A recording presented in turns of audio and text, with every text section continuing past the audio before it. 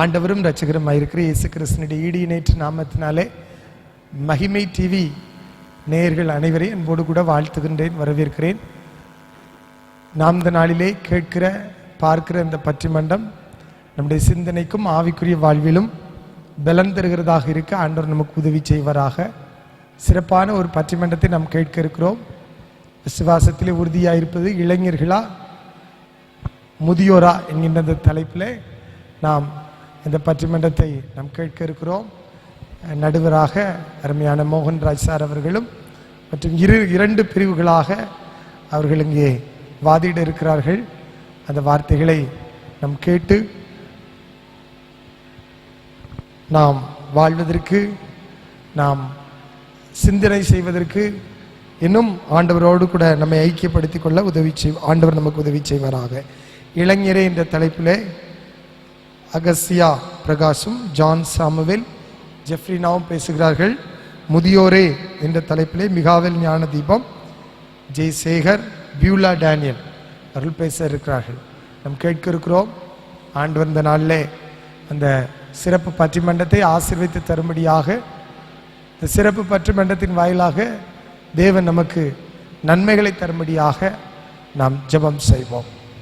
பரலோக தந்தையே, நம்முடைய வேத வாக்கியங்களை தியானிக்கவும், நம்முடைய வேதத்தினுடைய மகத்துவங்களை நாங்கள் அறிந்து கொள்ளவும் புரிந்து கொள்ளவும், நாங்கள் விசுவாசத்திலே வல்லவர்களாக மாறவும் எங்களுக்கு உதவி செய்கிறீர். அதற்காக உமக்கு ஸ்தோத்திரம்.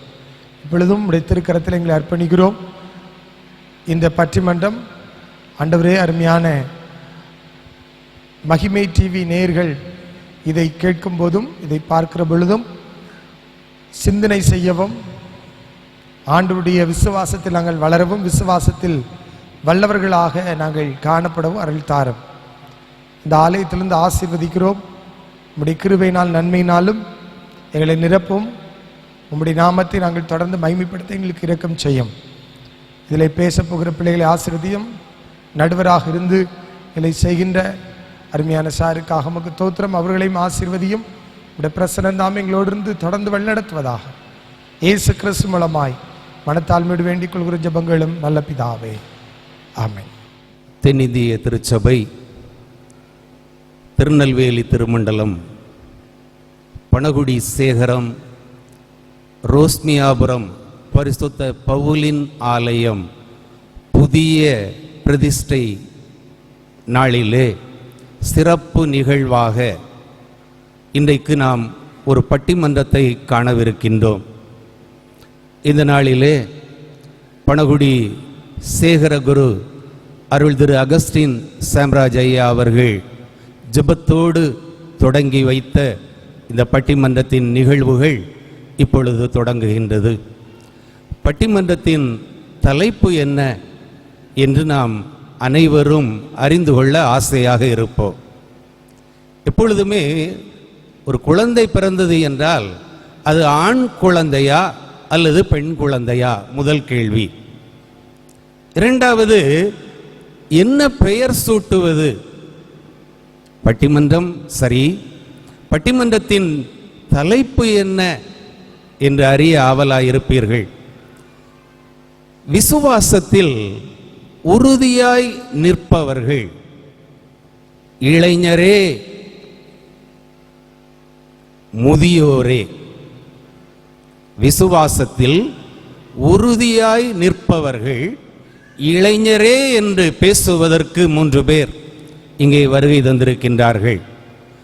முதியோரே என்று பேசுவதற்கு 3 அமர்ந்திருக்கின்றார்கள். இளைஞரே என்ற தலைப்பில் நமது தெற்கு வள்ளியூர் அருகாமையில் இருக்கின்ற கீக்குளம் என்கிற ஊரில் பெதஸ்தா ஆலயத்தின் சபை ஊழியருடைய அருமை புதல்வன் மட்டுமல்ல, மகிமை தொலைக்காட்சியிலே மகிமை நேரம் என்கிற ஒரு நிகழ்ச்சியை சிறப்பாக நிகழ்த்தி கொண்டிருக்கின்ற அன்பு சகோதரர் இளங்கலை பொறியாளர் அகஸ்தியா பிரகாஷ் அவர்கள் தலைமை பொறுப்பு ஏற்று நடத்துகின்றார்கள். அவர்களை நம்முடைய சபையின் சார்பாக கரம் தட்டி நாம் வரவேற்போம். அவர்களது அணிக்கு ஆதரவாக பணகுடியிலே சிறப்பாக ஆசிரிய பணியாற்றி கொண்டிருக்கின்ற அன்பு சகோதரர் ஜான் சாமுவேல் அவர்கள் தன்னுடைய அணிக்கு வலு சேர்க்கும் வண்ணமாக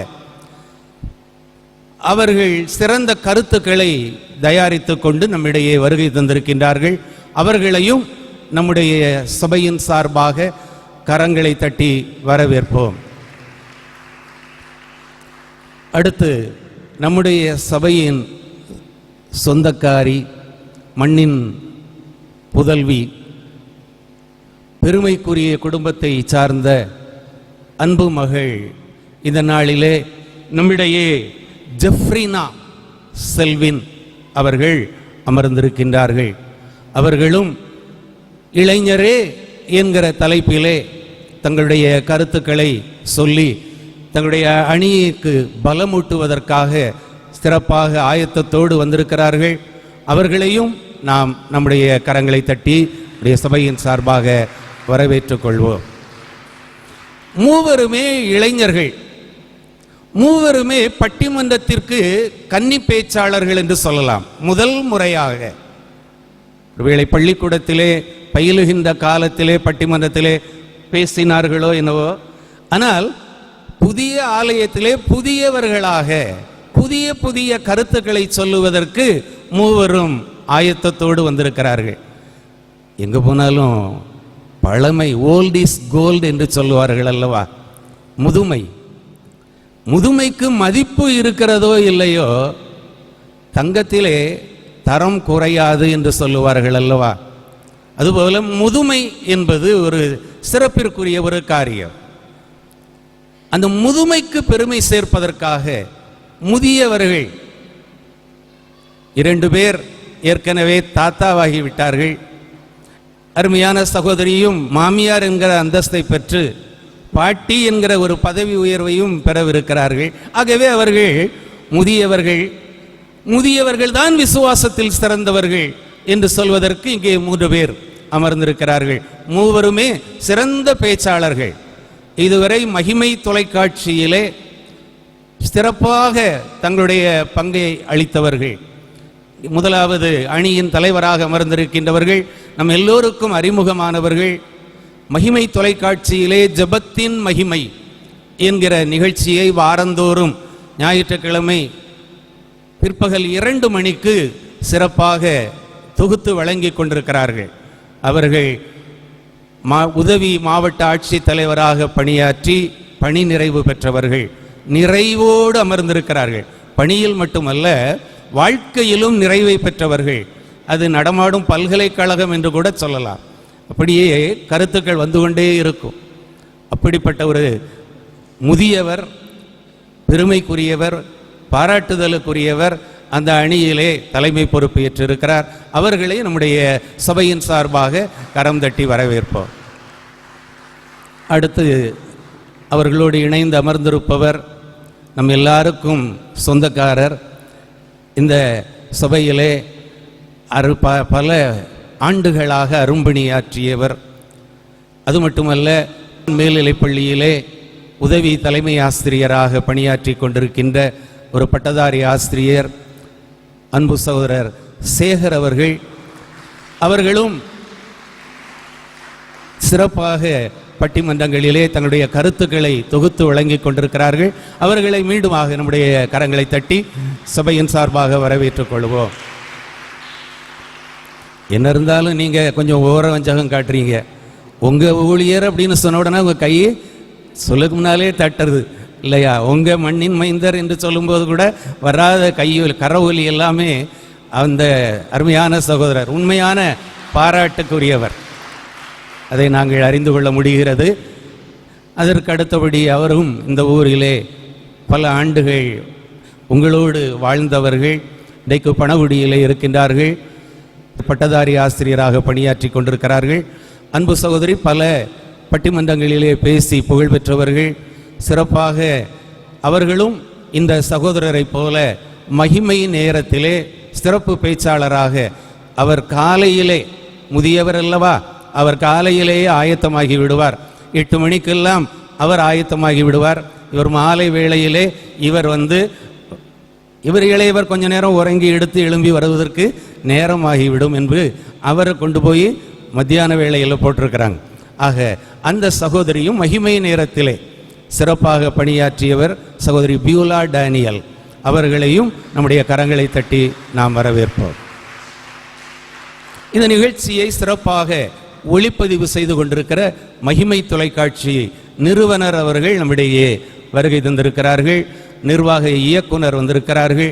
அவர்களையும் ஆரம்பத்திலே ஆரம்ப ஜபம் செய்து வைத்து கடந்து சென்ற அன்பு போதகர் அவர்களையும் மற்றும் திருச்சபை பிள்ளைகள் அனைவரையும் எங்களுடைய குழுவின் சார்பாக நாங்கள் அன்போடு உங்களை வாழ்த்தி வரவேற்கிறோம். நீங்கள் இருந்தால் தான் நாங்கள் பேச முடியும், நீங்கள் இல்லை என்றால் நாங்கள் ஒன்றுமே பேச முடியாது. ஒரு சமயத்தில் ஒரு குழந்தை பிறந்தது. இந்த குழந்தையை பார்ப்பதற்கு ஒரு பெரியவர் போனார். பெரியவர் போன உடனே அந்த குழந்தையை கொஞ்ச நேரம் பார்த்து விட்டு, டேய் பரவாயில்லையே, நல்ல ஆம்பளை பிள்ளையா பிறந்திருக்கு உனக்கு, இந்த பையன் பெரிய கல்லூரி பேராசிரியராக வருவார் என்று சொல்லிட்டு போயிட்டார். இந்த பையன் பிறந்திருக்கிறான். இந்த பையனை பார்த்து வந்தவர் சொன்ன வார்த்தை, ஆசீர்வாதமான வார்த்தை என்ன? இந்த பையன் ஒரு கல்லூரி பேராசிரியராக வருவான். பெற்றோர் ஆச்சரியப்பட்டார்கள். ஏன் மகன் கல்லூரி பேராசிரியராக வரப்போறானா அப்படின்னு சொல்லி அவர்களுக்கு கொஞ்சம் சந்தோஷமாக இருந்தாலும் ஆச்சரியமாகவும் இருந்தது. அடுத்து காலங்கள் மாறி அவன் வளருகிறான். தொடக்க பள்ளியிலிருந்து அவன் நடுநிலை பள்ளிக்கு சென்று உயர்நிலை பள்ளி, மேல்நிலை பள்ளி, கல்லூரி வாழ்க்கையை படிப்பை எல்லாம் முடித்து விடுகிறான். அந்த பெரியவர் சொன்ன வார்த்தையோ என்னவோ தெரியவில்லை, அவனுக்கு கல்லூரி பேராசிரியர் வேலையும் கிடைத்து விட்டது. முதியோர் சொன்ன வார்த்தை அல்லவா, முதியோரிடத்தில் ஞானம் உண்டு என்று சொல்லுவார்கள் அல்லவா. ஆகவே அவர் சொன்ன வார்த்தை பலிக்கிறது. கல்லூரி பேராசிரியராக மாறிவிட்டார். இப்போ பெற்ற தகப்பனார் சொல்லுவார், டேய் நீ சின்ன பையனா பிறந்திருக்கும் போதே அந்த பெரியவருடைய பெயரை சொல்லி அவர் உன்னை பார்க்க வந்தார். உன்னை பார்த்து விட்டு சொன்ன வார்த்தை என்ன தெரியுமா? நீ கல்லூரி பேராசிரியராக வருவாய். முதல்ல அப்பாயின்மெண்ட் போய் ஆர்டரை வாங்கிட்டு நீ வேலையில் ஜாயின் பண்ணுறதுக்கு முன்னால் அந்த பெரியவரை பார்த்து விட்டு வந்து விடு என்று சொல்லுகிறார். அவனும் நிறைய பழங்களை எல்லாம் வாங்கி கொண்டு அந்த பெரியவரை பார்ப்பதற்கு போகிறான். அவரிடத்திலே அந்த பழத்தட்டை கொடுத்து ஆசீர்வாதம் பெற்றுக்கொண்டு, ஐயா நான் உங்கள்கிட்ட ஒரே ஒரு கேள்வி கேட்கலாமா என்று கேட்டான் அந்த சின்ன பையன். சின்ன பையன்ல அந்த வாலிபனிடைக்கு பெரியவர், இங்கே வாலிபன் ஒரு கேள்வியை கேட்கின்றான். ஐயா நீங்கள் என்ன பார்க்க வந்தீங்களாம்ல? ஆமாப்பா வந்தேன். நான் சின்ன பையனாக தொட்டிலில் படுத்திருக்கும் போதே, பிறந்து 3 நாள் குழந்தையா இருக்கும்போதே நீ பெரிய கல்லூரி பேராசிரியராக வருவாய் என்று சொல்லிவிட்டு போனீங்களாமே, எங்கள் அப்பா சொன்னாங்க, அது எப்படி உங்களுக்கு தெரியும் அப்படின்னு கேட்டார். அதுவா, டேய் நான் உன்னை பார்க்க வந்த அன்னைக்கு நீ திடீர்னு அழத் தொடங்கினாய். திடீர்னு அழுதா. அந்த அழுக உடனே நிற்கல, ஒரு 3/4 மணி நேரமா நீ அழுதா. 3/4 மணி நேரம் நீ அழுதா. நீ ஒரு ஸ்கூலில் டீச்சராகவோ அல்லது ஒரு காலேஜில் லெக்சராகவோ ப்ரொஃபஸராகவோ இருப்பா. அதனால் டீச்சர் லெக்சரரை விட சொல்றதுல என்ன குறைஞ்சு போகுது, நீ பேராசிரியராக இருப்பாய் அப்படின்னு நான் சொல்லிட்டு வந்தேன்ப்பா, வேற ஒன்றும் இல்லை. நீ அழுததை வச்சு விசுவாசித்தவளே பாக்கியவதி. பாக்கியவதி யாரு? பாக்கியவதி யாருன்னா எங்க வீட்டில் அப்படி யாரும் இல்லையே, எங்க சபையிலையும் யாரும் இல்லையே நீங்க நினைச்சீங்களோ? விசுவாசித்தவள் பாக்கியவதி. எங்க தலைப்பு அதுதான், விசுவாசம்தான். விசுவாசித்தவள் பாக்கியவதி. அந்த விசுவாசத்தை சொல்லி அதுல பெரியவருடைய விசுவாசம் பெரியதா அல்லது இளைஞருடைய விசுவாசம் பெரியதா, அதைத்தான் நாங்க சொல்ல வந்திருக்கிறோம். சரியா? அவரு வீட்டில் ஒருத்தர் பூனையை வளர்த்தார். பூனையை வளர்த்த உடனே, பூனை அப்படின்னு சொன்ன உடனே எனக்கு ஒரு ஆளை ஞாபகத்துக்கு வரும். பூனையை வளர்க்குறாரு. அந்த பூனையை ஒரு பேர் வைக்கணும். பூனைக்கு ஒரு வீட்டில் நாய்க்கு பேர் வச்சிருப்போம் இல்லை, நம்ம பிள்ளைக்கு ஒரு பேர் வச்சிருந்தாலும் பிள்ளையை எப்படி தான் கூப்பிடுவோம்?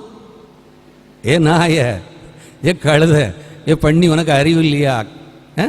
நம்ம பிள்ளைக்கு பேர் வச்சிருக்கோம், அவன் கழுதன்னா நம்ம யாரு? நம்ம பிள்ளைய நம்ம கழுதன்னு சொல்லுதோ, நாயின்னு சொல்லுதோ, ஏ பேயன்னு சொல்லுதோ. அவன் கழுத, அவன் பண்ணி, அவன் பேய் பிசாசுன்னா நம்ம யாரு? இல்லையா? அப்படி இன்னைக்கு பிள்ளைகளுக்கு தயவு செய்து எப்படி ஆத்திரத்தில் கூட சொல்லக்கூடாதான். மூடனே என்று சொல்லுகிறவன் எங்க போவானா? எரி நரகத்துக்கு போவான். அப்போ பூனைக்கு பேர் வைக்கணும். என்ன பேர் வைக்கிறது? ஒரு சாமியார்கிட்ட போய் பேர் வைப்போம் அப்படின்னு சொல்லி சாமியார்கிட்ட போய் பேர் வச்சாங்களாம். இந்த சாமியாருக்கு என்ன பேர் வச்சார் தெரியுமா? ஈகோ அப்படின்னாரு. EGO, ego. ஈகோன்னா உங்களுக்கு தெரியும். அப்போ ஈகோன்னு பேர் வச்சுட்டாரு. அது அவன் ஈகோ ஈகோன்னு கூப்பிட்ட உடனே அது ஓடி வந்துடும். ஈகோ ஈகோ அப்படின்னு சொல்லிட்டு இருக்கும்போது அதுவும் வளர்ந்துக்கிட்டே இருக்குது. அது வளர்ந்துட்டு இருந்த உடனே அந்த பூனை ரொம்ப தொந்தரவு பண்ண ஆரம்பிச்சது. பூனை ரொம்ப தொந்தரவு பண்ண ஆரம்பிச்சது. உடனே சாமியார்கிட்ட போய், என்னையா இந்த பூனை ரொம்ப தொந்தரவு பண்ணுது, இதை நான் வெளியே விட்டுடலாமா? தாராளமாக கொண்டு விட்டுரு, ஊருக்கு வெளியே கொண்டு விட்டுட்டு வந்துரு அப்படின்னு சொல்லிட்டார். அந்த வீட்டுக்காரரும் பூனையை கொண்டு போய் ஊருக்கு வெளியே கொண்டு விட்டுட்டு அவர் வர்றதுக்கு முந்தையே இங்கே வந்து பார்த்தா பூனை வாசலில் உட்காந்துட்டு ஹாய் ஹலோ அப்படிங்குது. பூனை நீங்கள் பார்த்துருக்கீங்களா? நீங்கள் உங்கள் வீட்டில் வளர்த்த பூனையை நீங்கள் எங்கே கொண்டு விட்டாலும் உங்களுக்கு முன்னால் வீட்டுக்கு வந்துடும். சரியா? ஆக பூனை வீட்டுக்கு வந்துட்டு என்ன செய்கிறது? கொஞ்ச நாள் வச்சு பார்ப்போமேன்னு வளர்க்குறாரு. அப்புறம் நினைக்கிறாரு தொந்தரவாக இருக்க, என்ன செய்யறோம்? அதே சாமியார்கிட்ட போய் கேட்குறாரு, இப்போ நீ உள்ளூருக்குள்ளே தானே விட்டுட்டு வந்த, நீ பணகுடியில் கொண்டு விட்டுட்டு வந்துடுறேன் அப்படின்னு சொன்னார். அவர் பணகுடியில் கொண்டு போய் விட்டுட்டு அவர் மினி பஸ் ஏறி ரோஸ்மியாபுரத்துக்கு வர்றதுக்கு முன்னால் அவள் மறுபடியும் வீட்டுக்குள்ளே வந்தாச்சு. பூனையை நீங்கள் எங்கே கொண்டு விட்டாலும் வீட்டுக்கு வந்துடும். இந்த ஈகோ அப்படிதான். இந்த ஈகோங்கிறது நீங்கள் நினைச்சு வேண்டாம் வேண்டான்னு சொன்னாலும் அது உங்கள் வீடு தேடி வந்துடும். எங்கே கொண்டு விட்டாலும் சரி, எந்த கோயிலில் போய் நீங்கள் ஜெபம் பண்ணினாலும் சரி, இங்கே இருக்கும்போது பக்தி உள்ள பூனையாக நம்ம உட்கார்ந்துருப்போம். ஆனால் பரலோகத்துக்கு போகும்போது நெத்திலி கருவாட்டையும் கக்கத்தில் இடிக்கிட்டு போகுமா. பக்தியுள்ள பூனை பரலோகத்துக்கு போகும்போதும் நெத்திலி கருவாடை கக்கத்தில் இடிக்கிட்டு போகுமா. அப்படி பணகுடியில் விட்ட பூனை வந்துட்டு, என்னடா இப்படி, இது நம்ம விட்டு நம்ம போகாது, பரவாயில்ல, இந்த மீதியும் கொஞ்சம் வளர்த்துருவோன்னு சொல்லி அப்படியே வளர்த்து கொண்டு வரும்போது வீட்டம்மாவுக்கும் இவருக்கும் அடிக்கடி தகராறு வர ஆரம்பிச்சிட்டு, இந்த பூனை ஒன்று நீங்கள் இருக்கணும் அல்லது இந்த பூனை இருக்கணும், என்ன செய்ய போகிறீங்க? மறுபடியும் சாமியார்கிட்ட போய் கேட்டாங்க, ஐயா இப்படின்னா எங்கள் ஊரை விட்டு கொஞ்சம் தூரம் தள்ளி கொண்டு விட்டேன், வீட்டுக்கு வந்துட்டு ரொம்ப தூரம் ஊரில் கொண்டு விட்டேன், நீ அப்போ ஒன்று செய், பேசாமல் குத்திரபாஞ்சானுக்கு மேற்க போய் அந்த காட்டுக்குள்ளே போய் விட்டுட்டு வந்துரு அப்படின்னு சொல்லி அவர் காட்டுக்குள்ளே எங்கெல்லாமோ போய் தெரியாத இடத்துல கொண்டு விட்டுறார். இப்போ இவருக்கு வீட்டுக்கு வர்றதுக்கு வழி தெரியலை. பூனையை கொண்டு போனவருக்கு வீட்டுக்கு வர்றதுக்கு வழி தெரியல காட்டுக்குள்ள. ஆனால் பூனை, என்ன பிரதர் இங்கே நிற்கிறீங்க, வழி தெரியாமல் நிற்கீங்களோ, வாங்க. அந்த பூனை மறுபடியும் வீட்டுக்கு கூட்டிகிட்டு வந்துட்டு. பொதுவாக சொல்லுவாங்க, நாய் எஜமான மறக்காது, பூனை பிறந்த இடத்த அல்லது வளர்ந்த இடத்த மறக்காது. சரியா? இன்னைக்கு நீங்களும் நானும் விசுவாசத்தில் எப்படி இருக்கிறோம்? விசுவாசித்தவளே பாக்கியவதி. அழிந்து போகிற பொன் அக்னியினாலே சோதிக்கப்படும், அதை பார்க்கிலும் விலையேற பெற்றது என்னது? விசுவாசம். நல்லா தெரிஞ்சுக்கோங்க, யார் பாக்கியவதி? விசுவாசித்தவள் பாக்கியவதி. தங்கத்தை விட பொன்னை விட விலைவேற பெற்றது எது? விசுவாசம். அதனால தான் இப்ப கொஞ்சம் விசுவாசத்தை உரசி பார்க்க போறோம். கிரியே இல்லாத விசுவாசம் செத்த விசுவாசம் இல்ல. அப்போ விசுவாசம் சாகுமா அப்படின்னா செத்து போகும். எப்போ? நாம் கிரியே இல்லாதவர்களாக இருந்தால். நான் விசுவாசின்னு சொல்லிட்டு என்கிட்ட கிரியே இல்லைன்னா அந்த விசுவாசம் செத்து போன விசுவாசம். அதனால தான் இப்போ திரும்பவும் சொல்கிறேன், அந்த விசுவாசம் பாக்கியவதியாக நம்மை உயர்த்துகிறது. அந்த விசுவாசம் விலையேற பெற்றது. அது மட்டுமல்ல, அந்த விசுவாசம் கிரியே இல்லைன்னா செத்து போகும். சரியா? இன்னும் அருமையான சகோதர சகோதரிகள் உடைய உங்கள் முன்னால் தங்களுடைய கருத்துக்களை வைப்பார்கள். அதற்கு பிறகு நான் அவ்வப்போது சில காரியங்களை உங்களோடு பேசுகிறேன். விசுவாசத்தை குறித்து நானும் பேசுகிறேன். ஆகவே முதலாவதாக எப்பவுமே பெரியவங்களுக்கு மதிப்பு கொடுக்கணும். நம்ம பிள்ளைகள் பொறுத்திருப்பாங்க, சின்ன பிள்ளைகள் தானே. விசுவாசத்தில் உயர்ந்து உறுதியாய் நிற்பவர்கள் முதியோரே என்கிற அணியின் சார்பாக முதலாவதாக அன்பு சகோதரி பியூலா டேனியல் அவர்கள் தன்னுடைய கருத்துக்களை எடுத்துரைக்க வருகிறார்கள். இந்த கைதட்டு அப்பப்போ இருக்கணும். வாங்க, அவங்க சிறந்த கருத்துக்களை சொல்லும்போது நாம கைதட்டுனா கொஞ்சம் உற்சாகமா அந்த வெயிலுக்கு இந்த குளிருக்கு இதமா இருக்கும். இந்த பட்டிமன்றத்திலே பேசுவதற்கு வாய்ப்பளித்த என் தேவாதி தேவனை முதலாவதாக நான் ஸ்தோத்தரிக்கின்றேன்.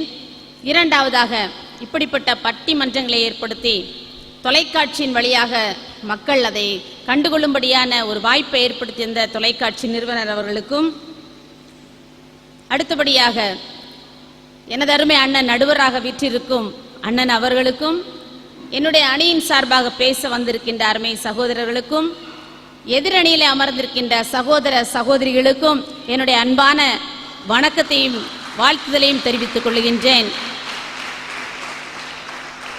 ஏற்கனவே நடுவர் அவர்கள் உங்களுக்கு தலைப்பெல்லாம் கொடுத்துட்டாங்க. விசுவாசத்தில் உறுதியாக இருப்பவர்கள் இளைஞரா முதியோரா அப்படிங்கிற ஒரு கருத்தை முன்னாடி வச்சுட்டாங்க. இப்போ நான் பேச வந்திருக்கிறது, நான் யார், நான் முதியவர்னு ஏற்கனவே சொல்லிட்டாங்க. அப்போ நான் விசுவாசத்திலே உறுதியாக இருப்பது முதியவர்கள் தான் என்று சொல்லி ஆணித்தரமாக உங்கள் மத்தியிலே நான் பேச வந்திருக்கின்றேன். முதலாவது, விசுவாசம் அப்படின்னா என்னது அப்படின்னு தெரிஞ்சாதான் அதில் உறுதியாக நம்ம இருக்க முடியும் இல்லையா? இப்போ நம்ம ஒரு காரியத்தை நம்ம செய்ய போகிறோம் அப்படின்னு சொன்னால் அந்த காரியத்தை பற்றி நம்ம தரவாக நமக்கு தெரிஞ்சிருக்கணும். அப்போ தான் அதில் நம்ம உறுதியாக நம்ம ஸ்டாண்ட் பண்ண முடியும் இல்லையா? அதே மாதிரி விசுவாசம் அப்படிங்கிறது என்ன அப்படின்னு நம்ம உறுதியாக கரெக்டாக நமக்கு தெரிஞ்சாதான் அதில் நம்ம உறுதியாக நிலைத்திருப்போம். இன்றைய நாட்களிலே இளைஞர்களுக்கு அந்த விசுவாசம் என்பது என்ன என்று தெரியுமா என்று சொல்லி எனக்கு தெரியவில்லை. ஆனால் அவங்க ரொம்ப உறுதியாக நிற்பாங்க, ரொம்ப உறுதியாக நிற்பாங்க. எதில் இளைஞர்கள் உறுதியாக நிற்பாங்க தெரியுமா? அவங்க வீட்டில் பேரண்ட்ஸ்கிட்ட எனக்கு மொபைல் வேணும் அப்படிங்கிறதுல ரொம்ப உறுதியாக இருப்பாங்க இல்லையா? சரி, பேரண்ட்ஸ் எவ்வளவோ கஷ்டப்பட்டு மொபைல் வாங்கி கொடுத்துட்டாங்க, செல்ஃபோன் வாங்கி கொடுத்துட்டாங்க. அப்போ ரெண்டாவது அவங்களுக்கு அதில் என்ன ரொம்ப உறுதியாக இருப்போம் தெரியுமா? சாப்பாடு கூட வேண்டாம், தூக்கம் வேண்டாம், அது மொபைலில் சேட் பண்ணுறதுல என்ன செய்வாங்க இளைஞர்கள் இருப்பாங்க. திரும்ப மெசேஜ் ஃபார்வர்ட் பண்ணுறது, இன்னும் ட்விட்டர், வாட்ஸ்அப், இப்படி நிறைய காரியங்கள்ல அவங்க ரொம்ப உறுதியாக என்ன செய்வாங்க இருந்துகிட்டே இருப்பாங்க. ஆனால் முதியோர்கள் அந்த உறுதியிலே, அந்த மொபைல் அப்படிங்கிற உறுதியில என்ன செய்ய மாட்டாங்க, இருக்க மாட்டாங்க. இந்த இளைஞர்கள் எப்படி அவர்கள் விசுவாசத்தில் உறுதியாக இருக்க முடியும் என்பது என்னுடைய ஒரு சந்தேகம்தான். நிச்சயமாக இப்படிப்பட்ட இளைஞர்கள் விசுவாசத்திலே உறுதியாய் நிலைத்திருக்கவே முடியாது. ஒரு 4 பேர் இளைஞர்கள் கூடிவிட்டாங்கன்னா அந்த இடத்துல நிச்சயமா ஒரு பைபிளை பற்றியோ அல்லது விசுவாசத்திலே உறுதியாய் நின்ற பெரியவர்களை பற்றியோ நம் வேதாகமத்திலே குறிப்பிடப்பட்ட அநேக நபர்களை பற்றிய பேசுவாங்களா? நிச்சயமா பேச மாட்டாங்க. அது எப்படிங்க? நடுவர் அவர்களே, இளைஞர்கள் கூடிவிட்டாலே அங்க நிச்சயமாகவே ஒரு விவாதங்கள் இருக்கும். எதை பற்றியாவது ஒரு விவாதங்கள் நிச்சயமாக இருக்கும். அது உலகத்தின் காரியமாகத்தான் இருக்குமே அன்றி தேவனுடைய காரியமாக நிச்சயமா இருக்காது என்பதை நான் உறுதியாய் கூறுகின்றேன். ஏனென்று சொன்னால் நம்ம சொல்லி சொல்லி தான் அந்த பிள்ளைகளை நம்ம வளர விட மாட்டோம். அவங்க என்ன பேசுறாங்க நமக்கு என்ன தெரியுங்க? பேசுறதை நான் கண்கூடாக காண்பதையும் என்னுடைய காதார கேட்ட நிகழ்ச்சிகளை வைத்து தான் நான் கூறுகின்றேன். பார்த்திருக்கீங்க, கேட்டிருக்கீங்க.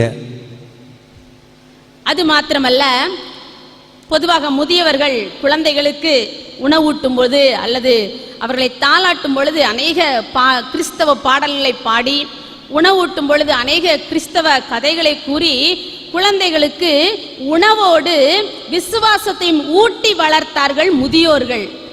இன்னைக்கு பிள்ளைங்க கையில சாப்பாடு கொடுக்கணும்னா மொபைல கொடுத்தாதான் பிள்ளைகள் சாப்பிடுது. அதுதான் சொல்ல வரேன் நடுவர்களே, நீங்க ஏன் முந்திரீங்க, நான் தான் சொல்ல போறேனே. பாருங்க, இப்போ உள்ள இளைஞர்கள், அதாவது இளைய தலைமுறையினர் என்று கூறுவோமே, அவங்கள என்ன செய்யறாங்க, மொபைல்ல பிள்ளைங்களுக்கு ஏதாவது ஒரு சாங் பாடலை போட்டு விட்டு பிள்ளைங்க என்ன செய்வாங்க, வாயை மட்டும் திறப்பாங்க, உள்ள அள்ளி அள்ளி என்ன செய்யிட்டே இருக்காங்க, திணிச்சிட்டே இருக்காங்க. அது பிள்ளைக்கு விருப்பமான உணவா விருப்பம் இல்லாத உணவான்லாம் தெரியாது. நீங்க சமையல் பண்ணுனதே மொபைல பார்த்து தானே சமையல் பண்ணுனீங்க.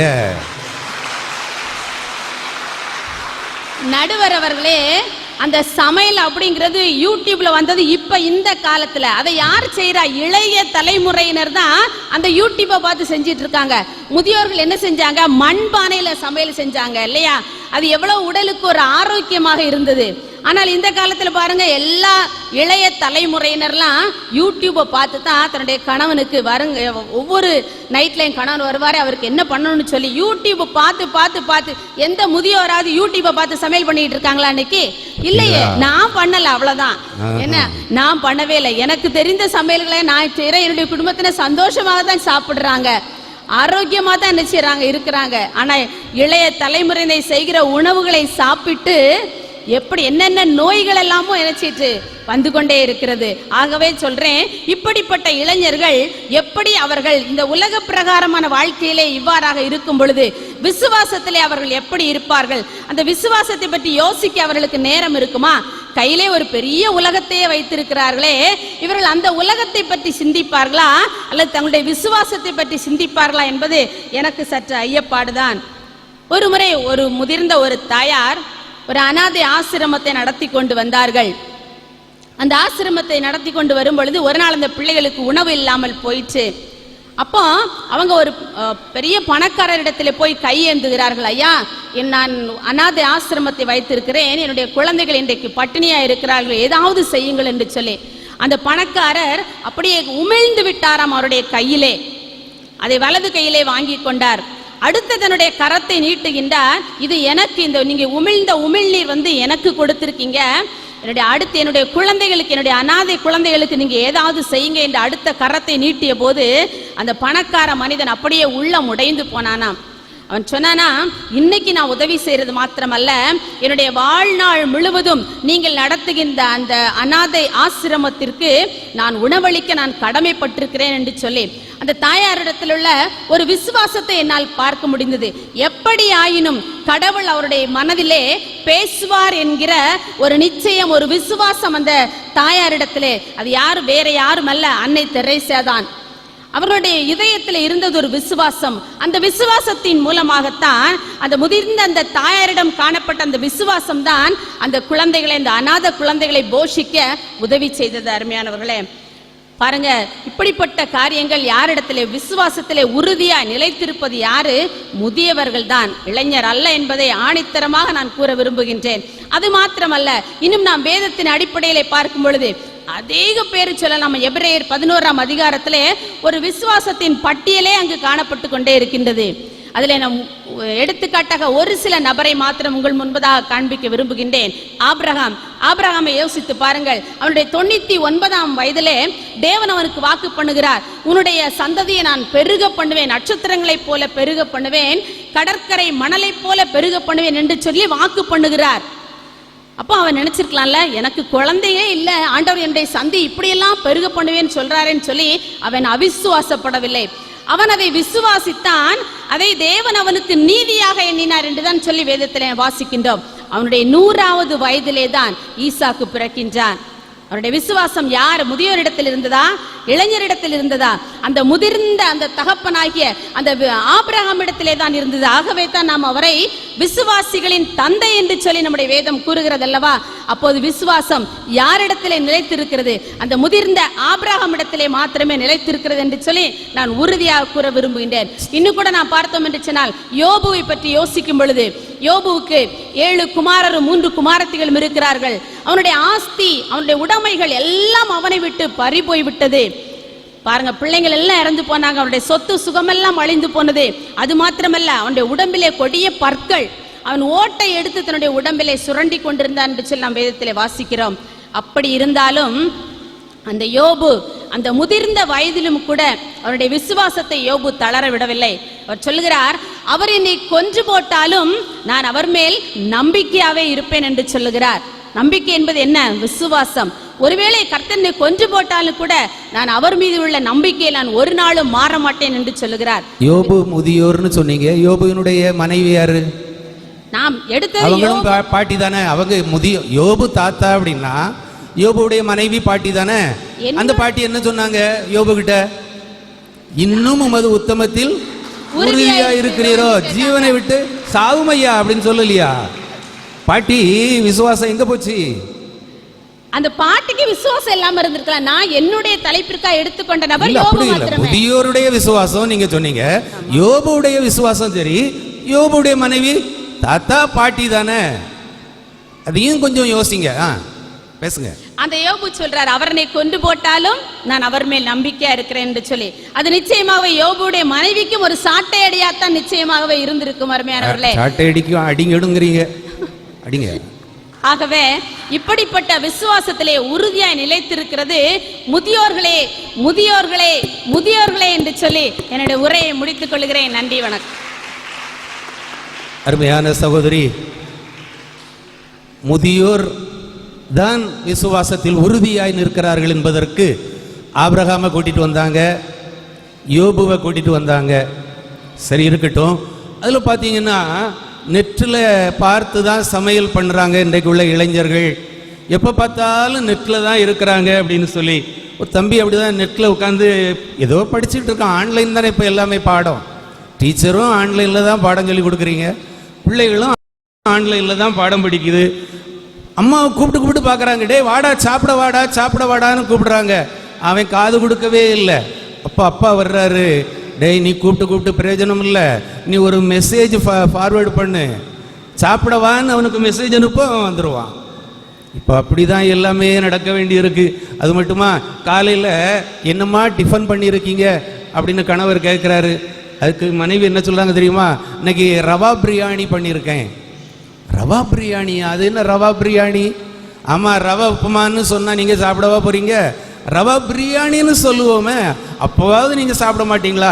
இப்படித்தான் இன்றைக்கு எதையாவது சொல்லி தான் சாப்பிட வைக்க வேண்டியிருக்கு.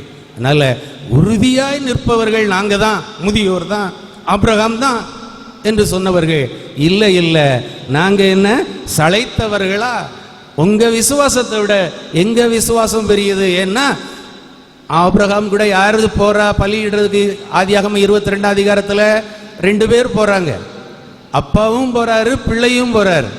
பிள்ளை தலையில விறகு கட்டு இருக்கு. மகன் கேட்குறான், எப்பா தகன பலிக்கான ஆட்டுக்குட்டி எங்க? உடனே அப்பா சொல்றாரு, அதெல்லாம் கடவுள் பார்த்துக்கிடுவாருடா. அவனை கெட்டி அந்த பலிபீடத்தில் வைக்கிறது வரை வாயே திறக்கல. அவன் விசுவாசம் பெரியது தானே. பார்ப்போமே. அவங்க சகோதரி, எங்க இளைஞர் விசுவாசம் பெரியதா, ஈசாக்குடைய விசுவாசம் பெரியதா, அல்லது உங்க ஆபிரகாமுடைய விசுவாசம் தான் பெரியதா என்று கருத்துக்களை எடுத்துரைக்க வருகிறார்கள். கரம் தட்டி வரவேற்போம்.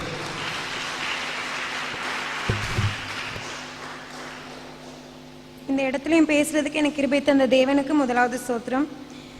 விசுவாசத்தில் உறுதியா இருப்பது வாலிபர்கள் தான் என்று பேச வந்திருக்கும் என் அணியினருக்கும், முதியவர்கள் தான் என்று பேச வந்திருக்கும் எதிர் அணியினருக்கும், நடுவர் அவர்களுக்கும், என் சபை மக்களுக்கும் என் பணிவான வணக்கத்தை தெரிவித்துக் கொள்கிறேன்.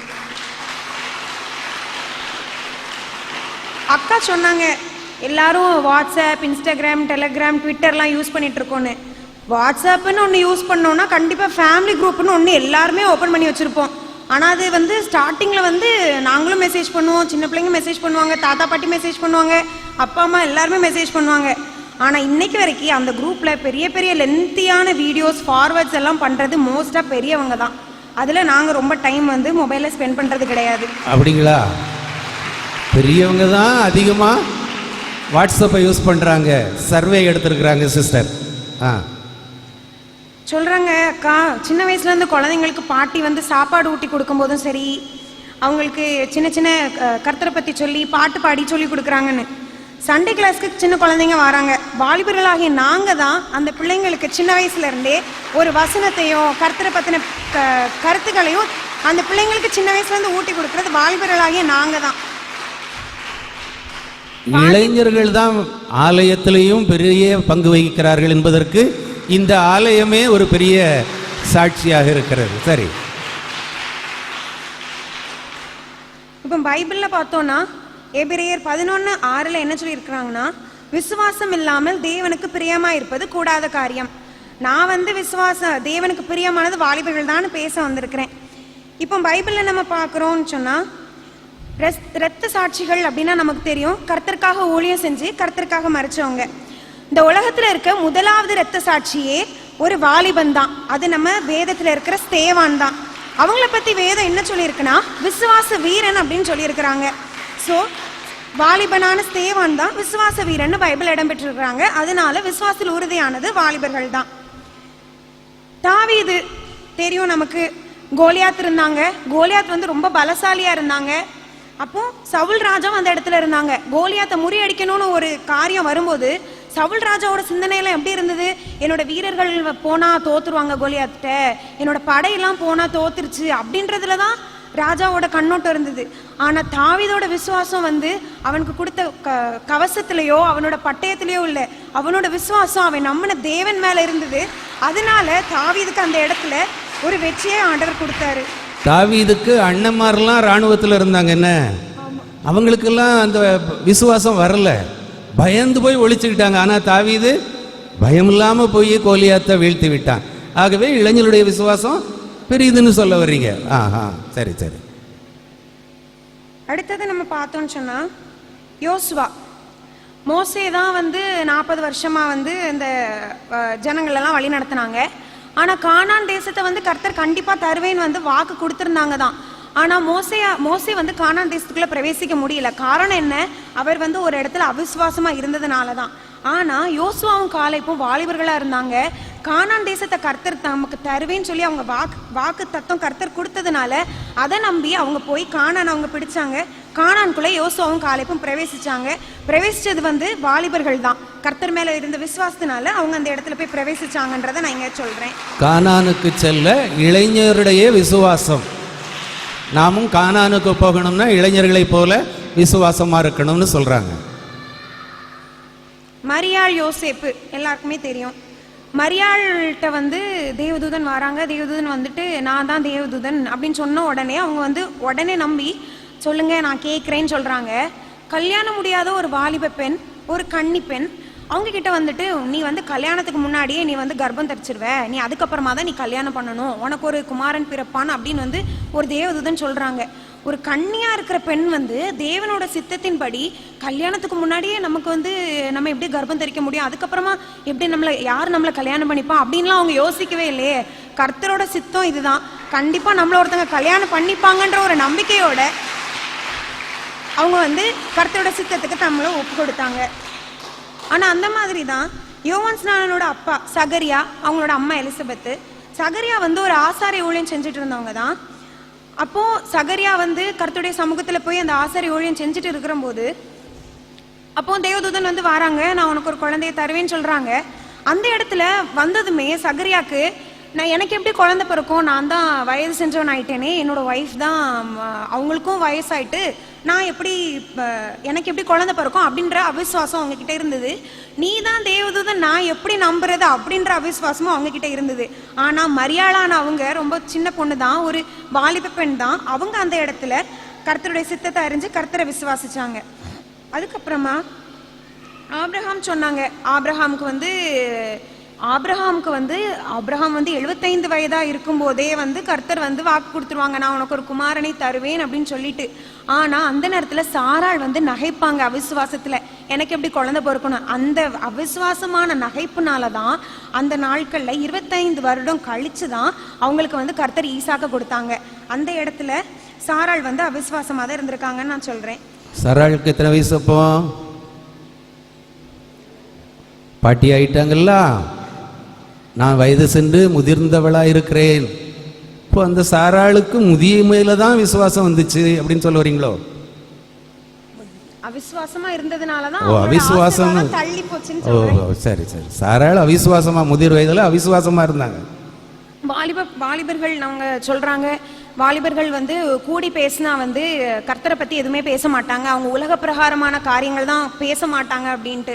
நான் சொல்கிறேன், நாங்கள் கூடியிருந்தா ஒரு ஹாஸ்டலில் நாங்கள் கூடியிருந்தோம்னா கொஞ்சம் கிறிஸ்தவ பிள்ளைகளோ நாங்கள் எங்கள் ஃப்ரெண்ட்ஸ்லாம் கூடியிருந்தா இன்னைக்கு நைட் நம்ம ப்ரேயர் பண்ணலாமா, இன்னைக்கு நைட் நம்ம எவ்வளோ பைபிள் ரீட் பண்ணலாம், நம்ம பைபிள் எத்தனை நாள் முடியுமாம்மா? ரோஸ்மி அவர சபையில் வந்து வாலிப பிள்ளைகள் கம்ப்யூட்டர் மொபைலில் யூஸ் பண்ணுறாங்க சொல்ல முடியுமா?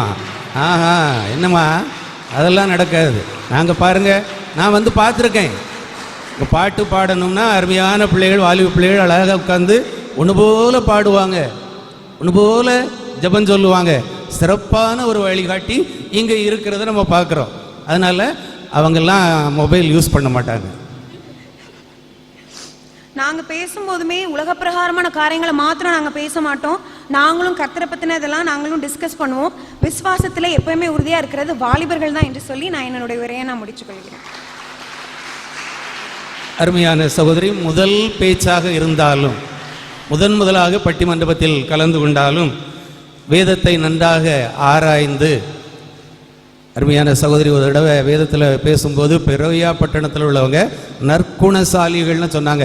அவங்கள பார்த்த உடனே எனக்கு நற்குணசாலின்னு தான் ஞாபகம் வரும். இதே போல் அருமையான சகோதரி வேதத்தை ஆராய்ந்து பார்த்து எந்தெந்த இளைஞர்களெல்லாம் விசுவாசத்தில் உறுதியாக இருந்தார்கள் என்பதற்கு அடையாளமாக தாவீதை கூட்டிகிட்டு வந்தாங்க, ஸ்தேவானை கூட்டிகிட்டு வந்தாங்க, யோசுவாவை கூட்டிகிட்டு வந்தாங்க. நல்ல உறுதியாக அடித்தளம் போட்டிருக்கிறாங்க. அதற்கு மேலே கட்டுறது இன்னும் சிறப்பாகத்தான் இருக்கும். இல்லை அவங்க எவ்வளவுதான் சொன்னாலும் எங்கள் முதுமை தான், நாங்கள் சொல்லலைன்னா இப்படியெல்லாம் ஆலயம் வந்திருக்குமா என்று ஒரு வேளை அருமையான சகோதரர் நம்முடைய சபை ஊழியர் அவர்கள் அருமையான முதியோர்கள் என்கிற அணிக்கு வலுவூட்ட வரும்படி அன்போடு அழைக்கிறேன்.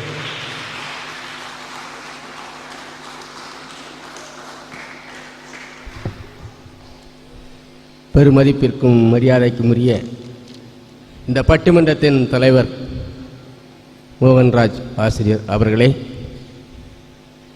எனது அணியிலே பேசுவதற்காக வந்திருக்கின்ற அருமை சகோதர சகோதரிகளே, நாங்களும் சளைத்தவர்கள் அல்ல, முட்டு கொடுப்போம் என்று எங்களை எதிர்த்து வாதிட வந்திருக்கின்ற வாலிப உள்ளங்களே,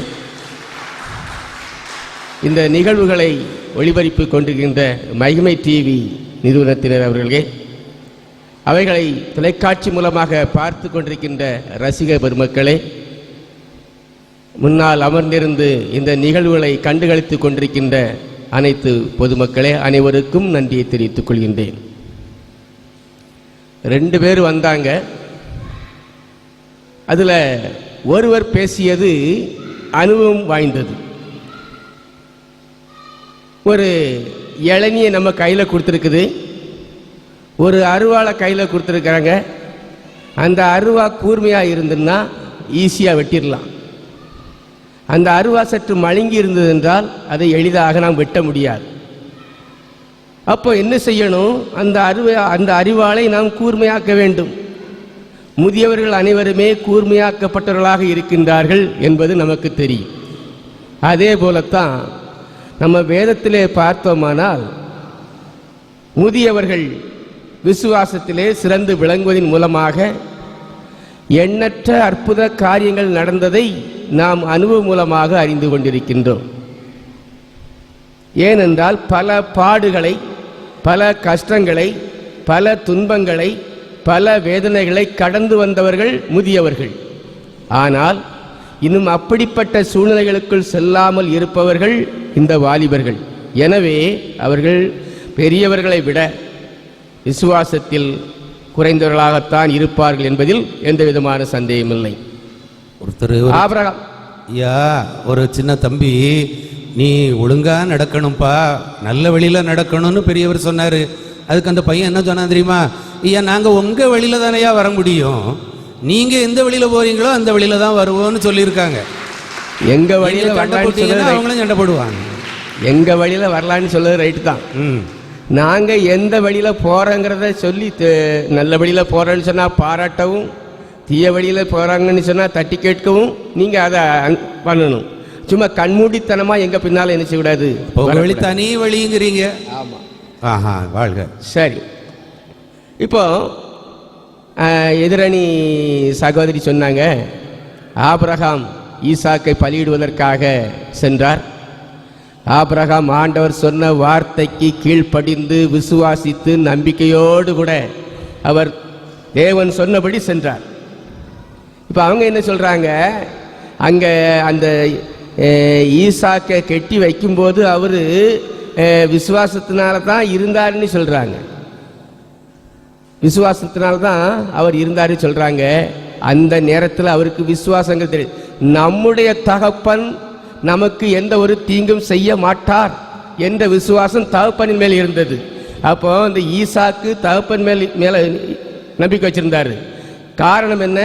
அந்த தகப்பன் தேவன் மேல் விசுவாசம் வைத்ததினால் நல்லது நடக்கும் என்று நினைத்தபடியினால்தான் அங்கே சிறந்து விளங்க முடிந்தது என்பதை தெரிவித்துக் கொள்கின்றேன். அடுத்தால பார்த்தோன்னு சொன்னால் யோபு, அவருடைய வாழ்க்கையில் அவர் நன்மைகளை பெற்றவர். அப்போ நன்மைகளை பெற்ற நாம் தீமைகளை அனுபவித்துதான் ஆக வேண்டும். அதை ஆண்டவர் அனுமதித்திருக்கிறார். தீமைகளை அனுபவித்தோமானால் கண்டிப்பாக நம்முடைய வாழ்க்கையிலே நன்மை கிடைக்கும் என்று ஆண்டவர் மேல் விசுவாசம் வைத்ததின் நிமித்தமாகத்தான் அவர் எல்லா பாடுகளையும் சகித்து கொண்டார். சொன்னாங்க, அவங்க மனைவி ஏசுனாங்க, நண்பர்கள் ஏசுவாங்க, கஷ்டங்கள் வரும்போது சில குடும்பத்தில் பிரச்சனை வரும். ஆனால் அந்த யோபு உத்தமனும் சன்மார்க்கனும் ஆண்டவருக்கு ஏற்றவனுமாய் இருந்தான் என்று நாம் பார்க்கின்றோம். என்ன சொன்னான்? கர்த்தர் கொடுத்தார், கர்த்தர் எடுத்தார், கர்த்தர் நாமத்தை சோஸ்திரம் என்று சொல்லக்கூடிய அளவில் விசுவாசித்தார், இரண்டத்தனையாக பெற்றுக்கொண்டார்.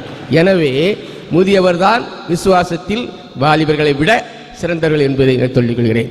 இந்த வாலிபர்களுடைய விசுவாசம் எப்படி இருக்குன்னு நினைக்கிங்க?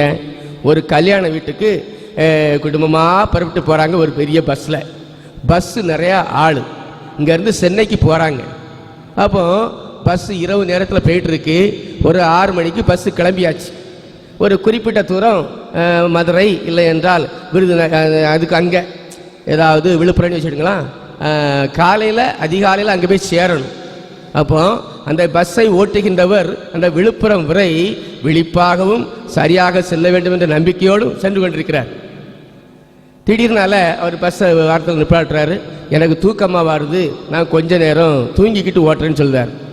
அதில் ஒரு வாலிபர் எனக்கு நல்லா பஸ் ஓட்ட தெரியும், நான் ஓட்டினா தான் சீக்கிரமாக போய் சேர முடியும், நீங்கள் தூங்குங்க, நான் கொண்டு ஓட்டுறேன்னு சொன்னார். மக்களும் ஆமாம் இவர் நல்லா ஓட்டக்கூடியவர் தான் அப்படி சொன்னாங்க. கடைசியில் அங்கே எல்லாரும் தூங்கியாச்சு, பஸ்ஸு நல்லா ஓடிட்டு இருந்துச்சு. காலையில் விடியுது, எல்லாரும் முழிச்சு பார்க்காங்க, பஸ்ஸு எந்த இடத்துல நின்று கிளம்பிச்சதோ அதே இடத்துல நிற்குது. என்னையா என்ன ஆச்சு, நாங்கள் பஸ்ஸில் மெட்ராஸில் விட்டு சேர்த்துறோன்னெல்லாம் சொன்னியல, பஸ் அதே இடத்துல நிற்க அப்படின்னு சொல்லி பார்க்கும்போது அந்த டிரைவர் எப்படிப்பட்டவர் தெரியுமா? அவர் இந்த ரோலர் வண்டி ஓட்டுறவர். அது என்ன செய்யும், ஒரு 1/2 கிலோமீட்டர் முன்ன போகும், ரெண்டாவது 1/2 கிலோமீட்டர் பின்ன வரும். அப்போ முன்ன பெய்ய பின்ன வந்து, முன்ன பெய்ய பின்ன வந்து அந்த வண்டி அதே இடத்துல தான் நிற்குது. பாருங்க, இப்படி தான் வாலிபர்கள் விசுவாசமாக இருந்த மாதிரி இருக்கும். போவாங்க, கொஞ்சம் இருப்பாங்க, கொஞ்ச நாள் அப்படி பின்னால் வந்துடுவாங்க. அவங்களுடைய விசுவாசம் ஒரு நாள் என்ன செய்யாது, வளராது. ஆனால் பெரியவருடைய விசுவாசமானது என்றும் நிலைத்திருக்கும். குடும்பத்தின் பிள்ளைகளுக்காக, குடும்பத்தின் ஒவ்வொரு தேவைகளுக்காக ஆண்டவரிடத்தில் கண்ணீரோடு ஜெபிக்கின்றவர்கள், தருவார் என்ற நம்பிக்கையோடு ஜெபிக்கின்றவர்கள் முதியவர்கள் தான் என்பதில் எந்த விதமான சந்தேகம் இல்லை. நம்ம ஆலய காரியங்களில் பார்க்குறோம், பல இடங்களில் நம்ம ஒரு மீட்டிங் நடந்ததுன்னா, ஒரு கூட்டம் நடந்ததுன்னா, ஒரு ஜெபம் நடந்ததுன்னா முதியவர்கள் தான் உள்ளே வந்து நிற்கிறாங்க. முதியவர்கள் தான் தரையில் உட்கார்ந்தாலும் கஷ்டப்பட்டு எழும்புறாங்க.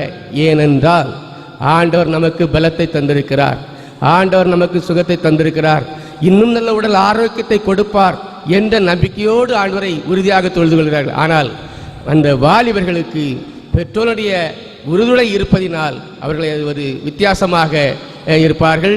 அதை சற்று ரிலாக்ஸாக தான் பண்ணுவாங்க. வந்தால் வரட்டும், போனால் போட்டும் அப்படின்ட்டு. முதியவர்களை நம்ம பார்த்தோன்னு சொன்னால், பெற்றோர் சில நேரங்களில் பிள்ளைக்கு சுகம் இல்லை, ராத்திரி திடீர்னால முழிச்சு அழுது உடனே என்ன செய்வாங்க, இப்போ ஒரு வாலிபட்ட போய் கேட்டால் என்ன சொல்லுவான், அது பயத்தில் அழுது, இல்லைன்னா திடீர்னால கனவு கண்டு அழுது அப்படின்னு சொல்லுவாங்க. ஆனால் அந்த தாயார் பயத்தில் அழுதோ கனவுல அழுதோ எந்த விதமான எப்படி அழுதாலும் சரி உடனே தலைக்கு பக்கத்தில் ஒரு பைபிளை வச்சு ஆண்டுடைய வசனத்தை நம்ம அதில் வைக்கும்போது அந்த பிள்ளை பயமில்லாமல் தூங்குங்கிற ஒரு விசுவாசம் அந்த பெரியவரிடத்தில் தான் இருக்குது. சரிங்க, சில வீட்டில் பார்த்தீங்கன்னா தொட்டிலுக்கு கீழே ஒரு அருவாளை போட்டிருப்பாங்களே, விளக்குமாற போட்டிருக்காங்களே, அல்லது பழைய செருப்பை கொண்டு போட்டிருக்காங்களே, அவங்கள சொல்ல என்ன நம்ம என்ன சொல்ல?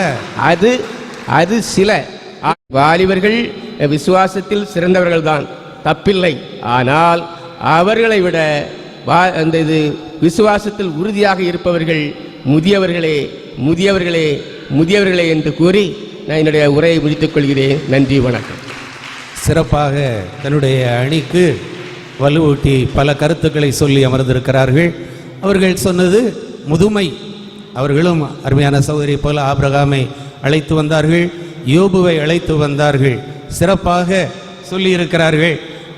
சமயத்தில் ஒரு வீட்டு தலைவன் ஒரு குடுகுடுப்பக்காரனை கூப்பிட்டு அவனுக்கு 100 ரூபா கொடுத்தார். பக்கத்தில் இருக்க கேட்காரு, என்னடா குடுகுடுப்பக்காரனை கூப்பிட்டு 100 ரூபா கொடுக்கிய? அவன் நேற்று ராத்திரி நல்ல காலம் பிறக்குதுன்னு சொன்னான், அதனால நான் கொடுத்தேன். அதுக்கு இதுக்கு என்னடா சம்பந்தம்? இன்னைக்கு என் மனைவி என் வீட்டில் இல்லை.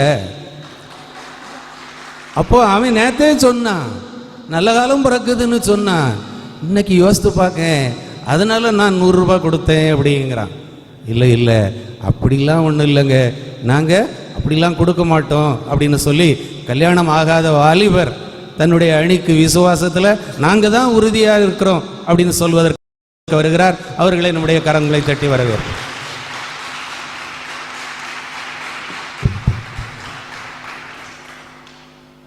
இந்த பட்டிமன்றத்தில் பங்கு கொள்வதற்கு கிருபை அளித்த தேவனுக்கு முதலாவது நன்றியை செலுத்திக் கொள்கிறேன். இரண்டாவதாக, விசுவாச மக்கள் ஆவிக்குரிய வாழ்க்கையில விசுவாசத்திலே வளர்ந்து பெருக வேண்டும் என்கிற ஒரு உன்னத நோக்கத்திற்காய் நடத்துகிற இந்த பட்டிமன்றத்தை முழுவதுமாய் பொறுப்பெடுத்து நடத்துகிற மகிமை டிவிக்கும் என்னுடைய முதல் நன்றியை தெரிவித்துக் கொள்கிறேன். அது மட்டுமில்லாமல் என்னோடு கூட என்னுடைய பேச்சுக்கு வலு சேர்ப்பதற்கு என்னோடு கூட இருக்கிற என்னுடைய அணியினருக்கும், நீங்கள் எவ்வளவு பலசாலியாக இருந்தாலும் ஓல்ட் இஸ் கோல்டு, நாங்கள் விட மாட்டோம் அப்படின்னு சொல்லி தைரியமாக வந்திருக்கிற என்னுடைய எதிரணியருக்கும், அது மட்டும் இல்லாமல் யார் தான் எப்படி பேசுதான்னு பார்ப்போமே, முதியவர்களா இளைஞர்களா எப்படி தான் பேசுகிறாங்க பார்த்துருவோமே அப்படின்னு சொல்லிட்டு 2 பேருக்கு எப்படி தீர்ப்பு கொடுக்கணுங்கிற ஒரு இதை கண்டுபிடிச்சிடணும் அப்படிங்கிற ஒரு இதில் இருக்கக்கூடிய நம்ம தலைவருக்கும் என்னுடைய நன்றியை செலுத்தி, பெரும்பாலும் உங்களுக்கு, நீங்கள் இல்லைன்னா நாங்கள் ஒன்றும் செய்ய முடியாது, நீங்கள் இங்கே வந்திருக்கிற ஒவ்வொருவருக்கும் என்னுடைய நன்றியை செலுத்தி என்னுடைய வாதத்தை தொடங்குகிறேன். முதலாவது ஒரு கேள்வி, விசுவாசத்திற்கு பயம் உண்டா? விசுவாசத்திற்கு பயம் உண்டா? வேத வசனம் சொல்கிறது, விசுவாசிக்கிறவன் பதறான். ஆனா யோபு என்ன சொன்னார்? நான் பயந்த காரியம் எனக்கு நேரிட்டது. அப்ப இதுல யார் விசுவாசத்துல பலமா இருக்கா? யோபு எல்லாத்தையும் இழந்தார், ஆனா அவர் என்ன சொன்னாரு? நான் பயந்த காரியம் எனக்கு நேரிட்டது. அதிலே விசுவாசம் போச்சு. அப்ப வாலிபர்கள், அப்ப இளையோர், முதியவர்கள் என்ன செய்தாங்க? விசுவாசமா தான் இருக்கிறாங்க, ஆனா எங்க விசுவாசத்தை காட்டணுமோ அங்க இல்லை. அடுத்ததா பாருங்களாம், வாலிபர்கள் எல்லாம் அப்படி அரேஞ்ச் ஆனாம், அப்படி கூடுனா வந்து ஒரே மொபைல் தானாம், பேச்சு தானாம். மிஷினரி சங்கங்கள்லாம் நீங்கள் கேள்விப்பட்டிருப்பீங்க. மிஷினரிகள், அந்த மிஷினரிகள் இந்த ஜெம்ஸ் மாத்திரம் இல்லாமல் நிறைய மிஷினரி கூட்டங்களை குறித்து நீங்கள் கேட்டு பார்த்தீங்கன்னா, எப்படி உங்கள் இயக்கம் தோன்றிச்சு அப்படின்னு கேட்டு பாருங்கள். நாங்கள் எல்லாரும் சேர்ந்து வாலிபர்களாக இருக்கும்போது கூடி ஜெபிச்சனால தான் நாங்கள் இப்போ மிஷினரி இயக்கமாக ஏங்கி இருக்குன்னு சொல்லுவாங்களே தவிர, நாங்கள் வந்து எங்களுக்கு எங்கள் பாட்டி உதவி செஞ்சாங்க, தாத்தா உதவி செஞ்சாங்கன்னு கண்டிப்பாக சொல்ல மாட்டாங்க. அதுலேயே நமக்கு தெரியுது மிஷினரி இயக்கங்கள் ஒவ்வொன்றும் தொடங்கியிருக்கு அப்படின்னா அதனுடைய மூல காரணமாய் தேவன் யாரை அர்ப்பணிப்புக்கு ஒப்பு கொடுத்தார் அப்படின்னா வாலிபர்கள் தான். எந்த ஒரு வயதானவர்களையும் அவர்கள் தெரிந்தெடுக்கவில்லை. இது நான் சொல்லுகிறது மாற்றமில்லை, சரித்திரம் பேசுகிறது. வேத வசனத்தை நாம் புரட்டி பார்த்தோமானால் தானியேல் அவர் என்ன சொல்லுகிறார்? 3 வேளையும் ஜெபிக்கிறதை நிறுத்த முடியாது. இதில் அழகாட்ட அவங்க சொன்னாங்க, அதாவது நான் பார்த்ததை பேசுகிறேன். என்னுடைய எதிரணியை சொன்னாங்க, நான் பார்த்ததை பேசுகிறேன் அப்படின்னு. ஜெபம் எப்படி பண்ணணும்?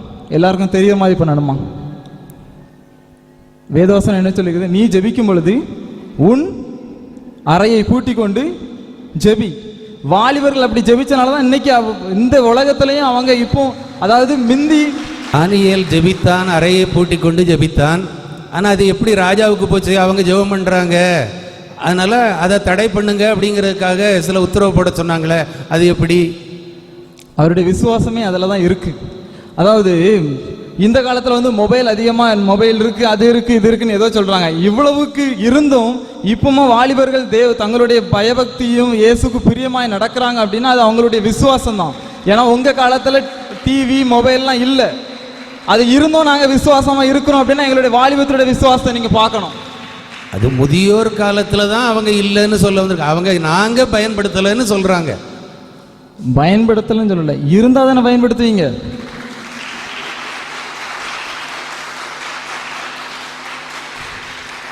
அடுத்ததாய் இதேதான் தானியேல் என்ன சொல்கிறார்? ஜெபம் நான் பண்ணத்தான் செய்வேன். அப்போ நீங்கள் அதை என்ன சொல்கிறாரு? உடனே சிங்க கபில போடணும். உடனே என்ன செஞ்சாச்சு? சிங்க கபில தூக்கி போட்டாச்சு. அதுக்கப்புறம் என்னாச்சு? போயிட்டாரா? ஐயோ போயிட்டாரப்பா அப்படின்னா அடுத்த நாள் காலையில் ராஜா வந்து அவர் காலையில் சாப்பிடாம எடுக்காம அதிகாலையில் எழுந்து ஓடி வந்து கேட்குறாரு, உன்னுடைய தேவன் உன்னை காப்பாற்றினாரா? அவர் சொல்லுகிறார், வாழ்க ராஜாவே, என்னுடைய தேவன் என்னை காப்பாற்றினார் அப்படின்ட்டு. உடனே என்ன நடந்து? அது எப்படி நடந்து? அவருடைய விசுவாசம் தான் சிங்கங்களுடைய வாய்களை என்ன செய்து? கெட்டி போட்டது. அது மட்டும் இல்லாமல் அது என்ன செஞ்சு? யார் தானியேலை எதிர்த்து பேசினார்கள் அவர்கள் எல்லாரும் குழியில் விழுந்தார்கள். அப்போ விசுவாசம் என்ன செய்யும்? நம்மை வாழ வைக்கும், நம்முடைய எதிரிகளுக்கு பாடம் புகட்டும். அப்படிப்பட்ட ஒரு பாடம் புகட்டும்ங்கிற ஒரு காரியத்தை தானியேல் அவன் வாலிபனாய் இருந்து காண்பித்தது நிமித்தமா இது உறுதியாகிறது. வாலிபருடைய விசுவாசம் தான் சிறந்தது.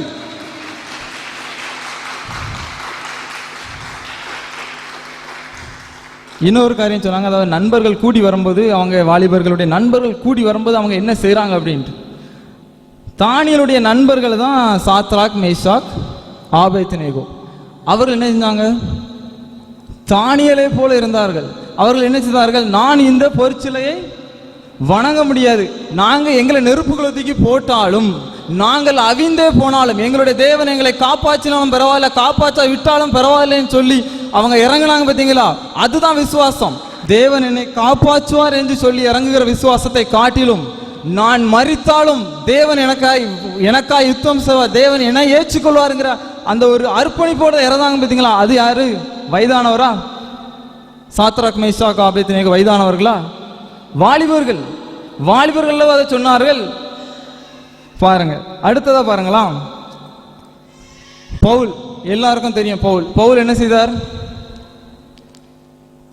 பவுல் சவுலா இருக்கும்போது எல்லாரையும் துன்புறுத்தினார், கிறிஸ்தவர்கள் எல்லாரையும் துன்புறுத்தினார். ஆனா அவர் இயேசுவை சொந்த இரட்சகராய் ஏற்றுக்கொள்ளும் போது அவர் வாலிபனாய்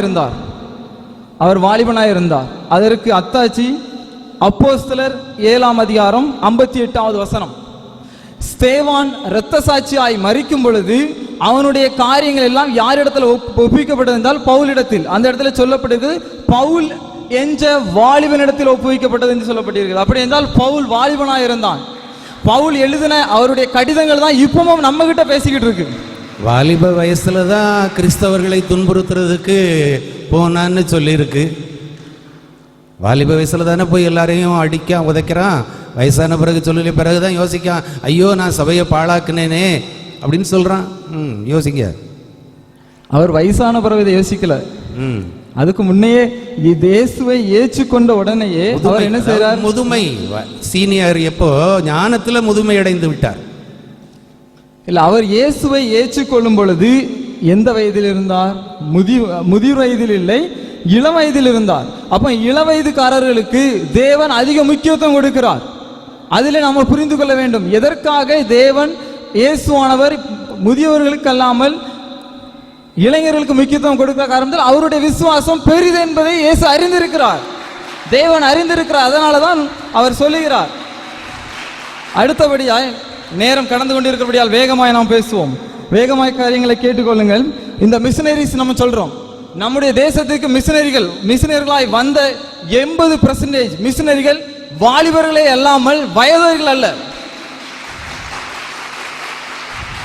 அது எக்ஸாம்பிளுக்கு பார்த்தீங்கன்னா நம்ம இந்தியாவில் நிறைய பேர் வந்தாங்க. இந்தியாவுக்கு நம்ம இதுக்கு வந்த பாருங்க, சிவகாசிக்கு வந்த சிவகாசிக்குள்ள ராக்லன் அப்படிங்கிற மிஷனரி வந்தார். அவர் ஒரு இளைஞர். இடையங்குடிக்கு வந்த கால்டுவெல் ஒரு இளைஞர். சாயபுரத்துக்கு வந்த ஒரு போப் ஒரு இளைஞர். வேலூருக்கு வந்த ஐடாஸ் அது லேடி, அவங்க ஒரு இளைஞர். அது மட்டும் இல்லாமல் நமக்கு நல்லா தெரிஞ்ச இந்த டோனாவூர் எமி கார்மேல் அவங்க ஒரு இளைஞர். அதுலயே உங்களுக்கு தெரியுது யாரிடத்திலே அதிக விசுவாசம் இருக்கிறதோ அவர்களிடத்தில் அதிக பொறுப்பு ஒப்புவிக்கப்படும். இளைஞர்களிடத்திலே அதிக விசுவாசம் இருக்கிற ஒரே காரணத்தினால்தான் இளைஞர்களை அவர் இயேசு தெரிந்து கொண்டார். இன்னும் ஒரே ஒரு உண்மையை கதையை மட்டும் சொல்லுகிறேன். சுந்தர் என்கிற மனுஷன் ரட்சிக்கப்பட்டான். ரட்சிக்கப்பட்ட உடனே முழுவதும் எனக்கு இயேசுதான் வேண்டும் என்று இயேசு என்று ஓடிக்கொண்டிருந்தான். ஒரு நாள் அவருடைய தந்தை அவனை அழைத்து சொன்னார், உனக்கு அருமையான ஒரு அழகான ஒரு பெண்ணை உனக்கு ஏற்படுத்தி இருக்கிறேன், உனக்கு நகை பணம் எல்லாம் உனக்கு தருகிறேன், நீ இயேசுவை விட்டுவிடு என்று சொன்னார். ஆனால் அவன் என்ன சொன்னார் தெரியுமா? எனக்கு இயேசுதான் வேண்டும், உங்கள் நகையும் உங்கள் பணமும் வேண்டாம் என்று உதறி தள்ளிவிட்டு போனான். அவர்தான் சாது சுந்தர் சிங். இவ்வளவுக்கு நம்முடைய இந்தியாவிற்கு அவர் அநேக ஆத்துமாக்களை ஆதாயம் செய்வார். எனவே இளைஞர்களே விசுவாசத்தில் சிறந்தவர்கள் என்று சொல்லி என்னுடைய கூச்சை முடிக்கிறேன். இளங்கன்று பயமறியாது. தாய் 8 அடி பாய்ந்தால் குட்டி 16 அடி பாயும். ஐயோ பாவம் போல முழிக்கிறாங்க வயசான காலத்தில். இப்படிலாம் தம்பி எங்களை விரட்டுன்னு விரட்டுதார. எல்லாரையும் எழுதிட்டார, தானியல் எழுதிட்டாரு, சாத்ராக் மேஷாக் ஆபேத்நேகோவெல்லாம் கொண்டு வந்துட்டார. நாங்கள் என்ன செய்ய போகிறோம்?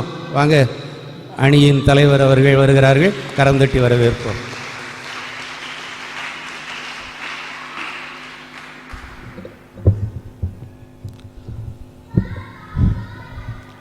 பட்டிமன்றத்தினுடைய நடுவர் திரு மோகன்ராஜ் ஆசிரியர் அவர்களே, இரு அணியை சேர்ந்த அன்புக்குரிய சகோதர சகோதரிகளே, உங்கள் யாவருக்கும் ஆண்டவராக இயேசு கிறிஸ்து நாமத்தினால் என்னுடைய வாழ்த்துக்களை தெரிவித்துக் கொள்கிறேன். எனக்கு பட்டிமன்றத்தில் இன்றைய தலைப்பு விசுவாசத்தில் உறுதியாய் இருப்பவர்கள் இளைஞரா முதியவரா? எனக்கு இந்த இளைஞர்கள் பேசினதில் ரொம்ப சந்தோஷம். ரொம்ப அழகாக பேசினாங்க. அதுலேயும் குறிப்பாக தன்னுடைய கன்னி பேச்சை பேசின சகோதரி ரொம்ப நேர்த்தியான வேதாகமத்தின் அடிப்படையில் ரொம்ப அழகான ப்ரிப்பரேஷன், அழகாக ப்ரிப்பேர் பண்ணி நல்லா பேசியிருக்காங்க. கண்டிப்பாக அவங்க தாயார் உதவி பண்ணிப்பான்னு நான் நினைக்கிறேன். இருந்தாலும் சிறப்பான பேச்சு, நல்லா பேசினாங்க. ரெண்டாவது தம்பி நல்ல ரொம்ப ஆவேசமாயிட்டார், கொஞ்சம் உணர்ச்சி வசப்பட்டார். ஆனாலும் பரவாயில்ல, சிறந்த ஒரு தயாரிப்பான அழகான பேச்சு. வாலிபர்கள் தான் சிறந்தவர்கள் என்பதை அடித்து பேசிட்டு போயிருக்கிறார். ஆனால் தலைப்பு என்னன்னா, முதல்ல தலைப்பை புரிஞ்சிடுங்க. தலைப்பை புரிஞ்ச பிறகு பேசுங்க. இன்னைக்கு வேதாகமத்தின் அடிப்படையில் சொன்னதெல்லாம் சரிதான்.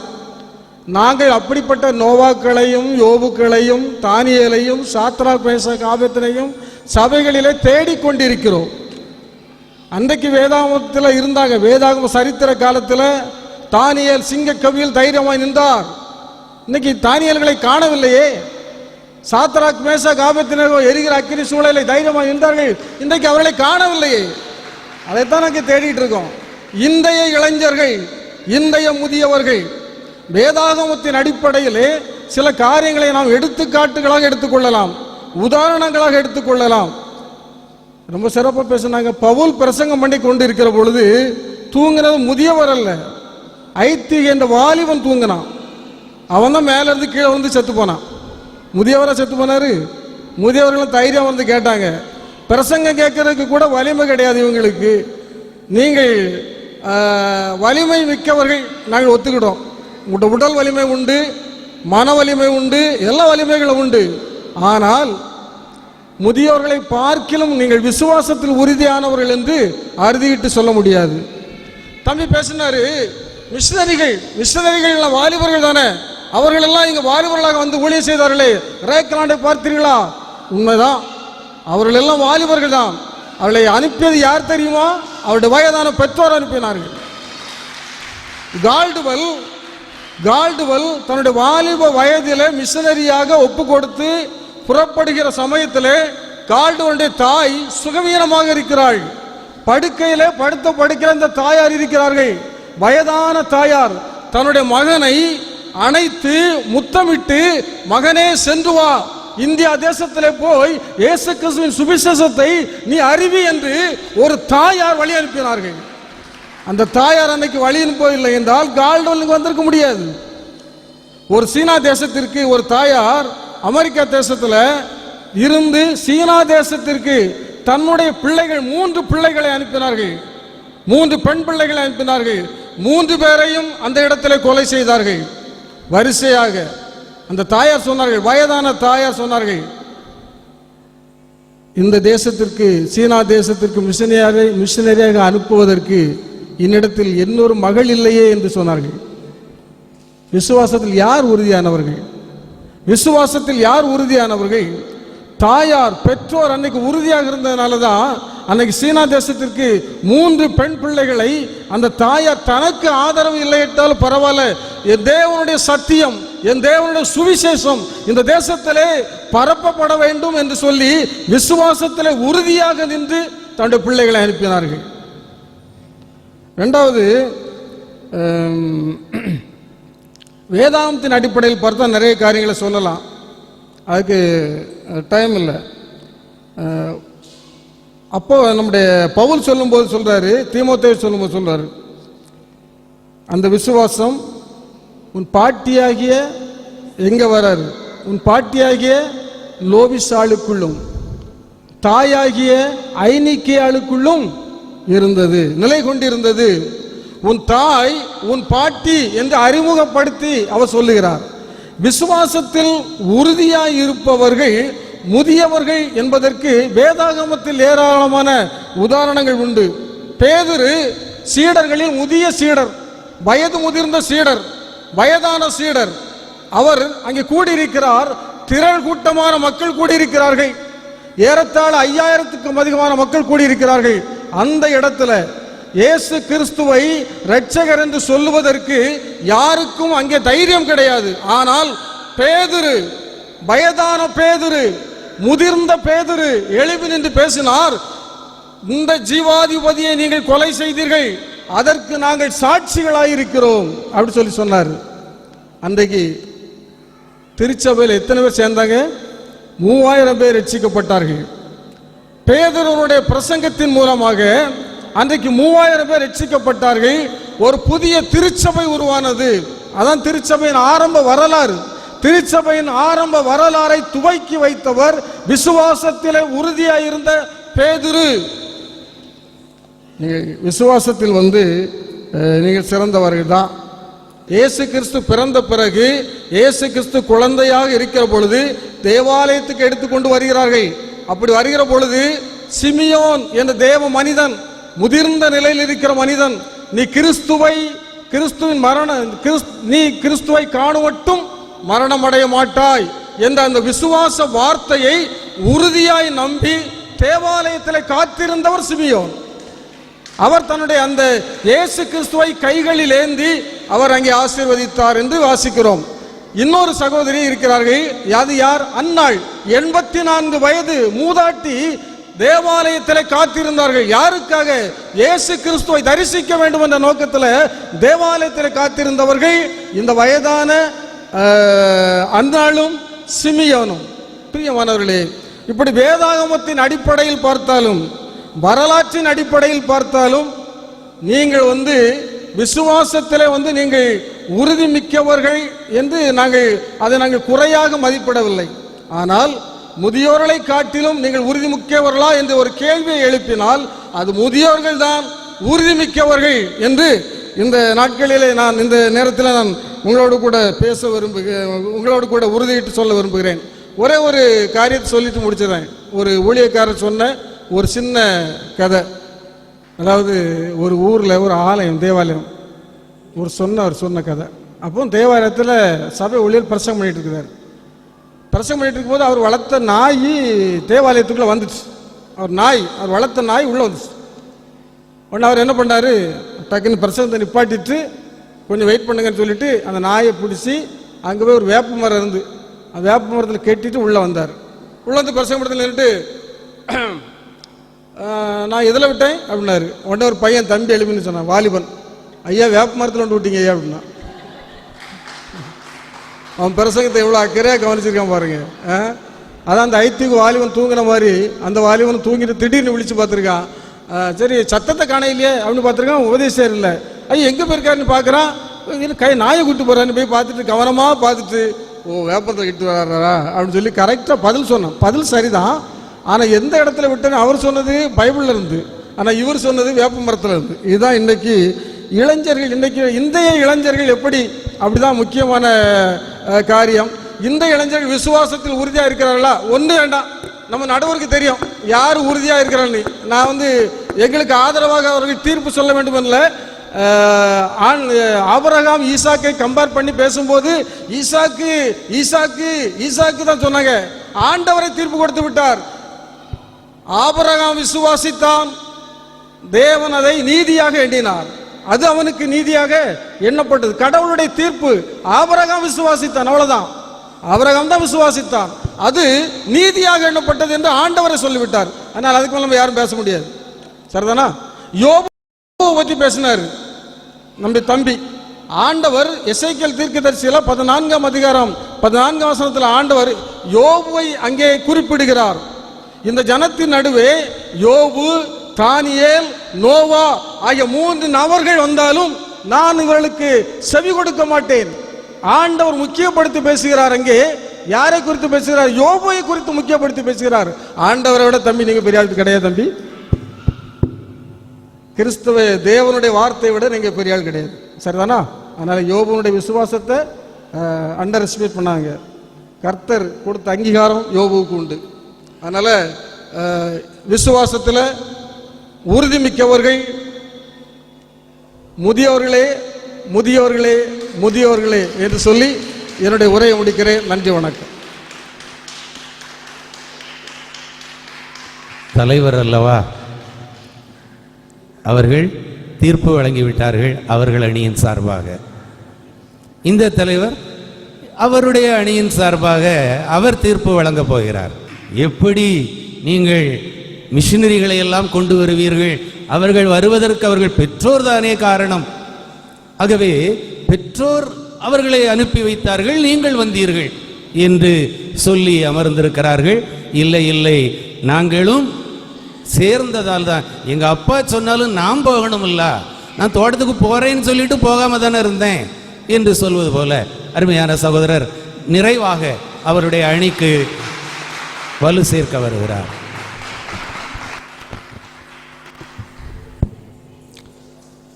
தாயின் கருவிலை உருவாகும் முன்னே என்னை கண்டெடுத்து இந்நாள் மட்டும் நடத்தி இந்த ஒரு வாய்ப்பையும் என்னுடைய வாழ்க்கையில கூட்டி தந்த தேவனுக்கு நன்றி செலுத்தி, இந்த வாய்ப்பை அள்ளி கொடுத்த மகிமை டிவியின் பொறுப்பாளர்களுக்கும் மகிமை டிவியின் நேயர் அனைவருக்கும் அன்பின் வாழ்த்துக்களை தெரிவித்துக் கொள்கிறேன்.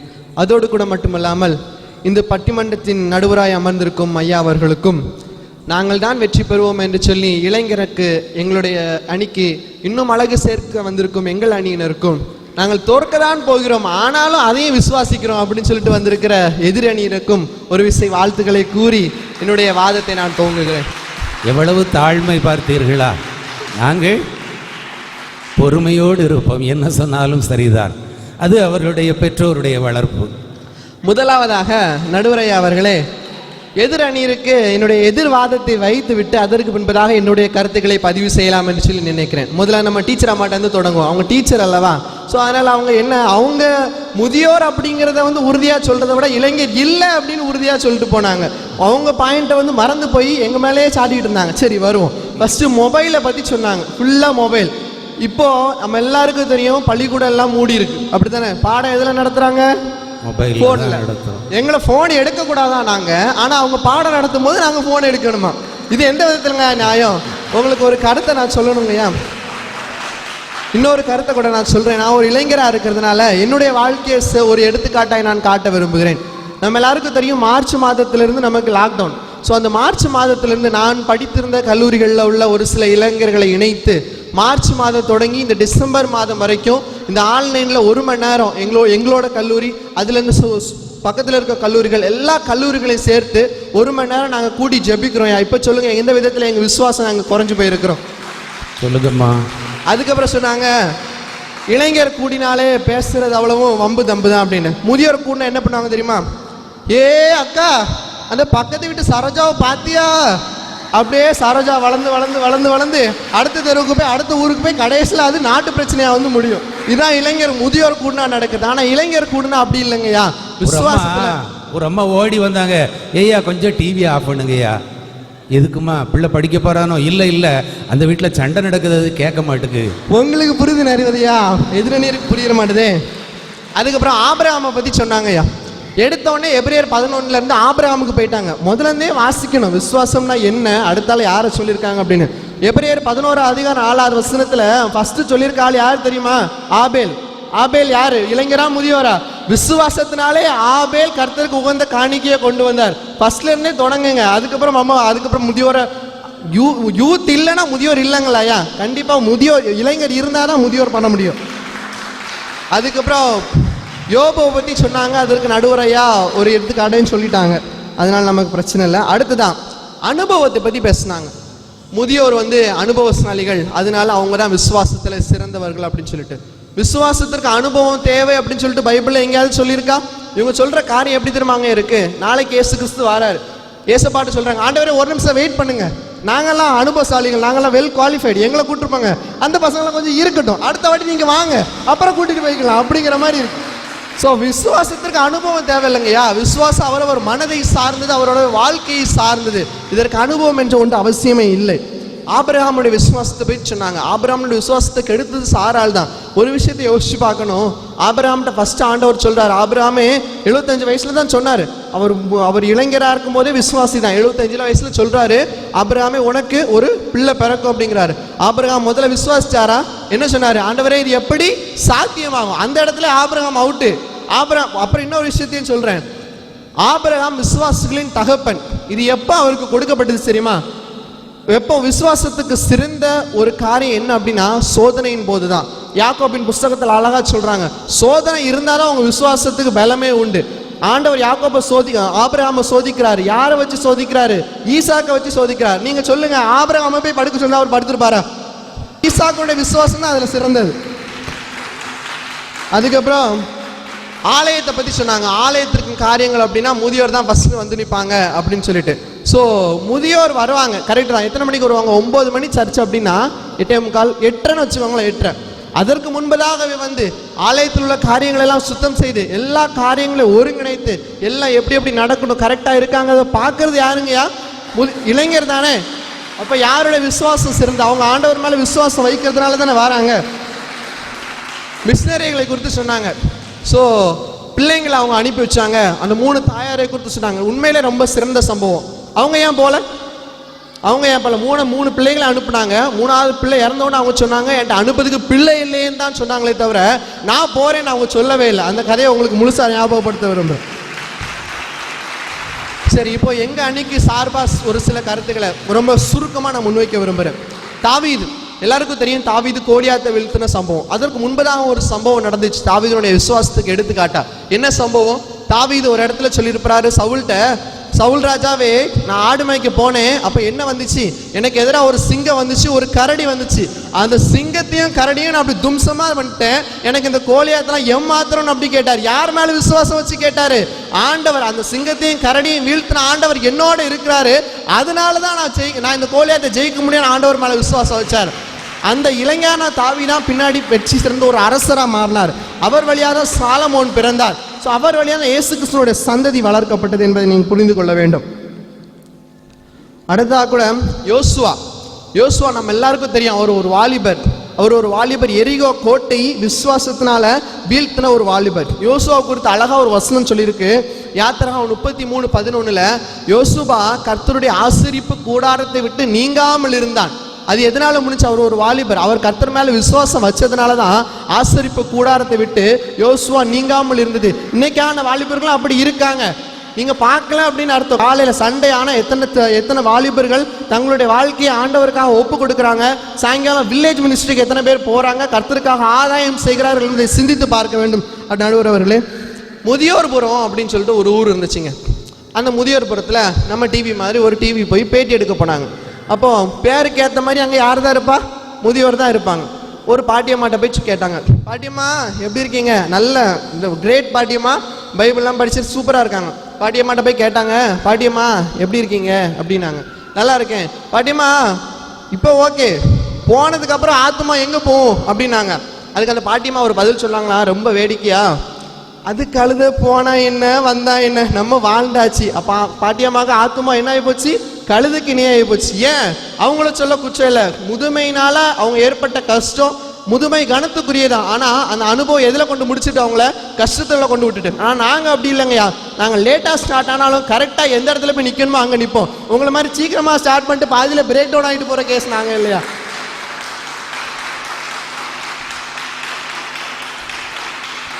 கடைசியாக ஒரே ஒரு காரியத்தை மட்டும் சொல்கிறேன். பலவான் கையில் உள்ள அம்பு அப்படின்னு சொல்லிட்டு யாரை சொல்லியிருக்கிறாங்க? எல்லாருக்கும் தெரியும், வாலிபன் பலவான் கையில் உள்ள அம்பு. ஏன் வாலிபர்ல சொல்றாங்க தெரியுமா? அந்த இடத்துல அம்பு என்ன செய்யும்? கூர்மையா இருக்கும். அம்பு என்ன செய்யும்? கூர்மையா இருக்கும், நேராக தான் போகும். அது மட்டும் இல்லாமல் கரெக்டாக அந்த டார்கெட்டை போய் அடையும். அந்த அம்பு அதே போலதான் இங்க இருக்கிற ஒவ்வொரு வாலிபர்களும் அம்பா இருக்கிறாங்க. எப்படி அம்பா இருக்கிறாங்க? அந்த அம்பை பிடிச்சிருக்கிறது யாரு?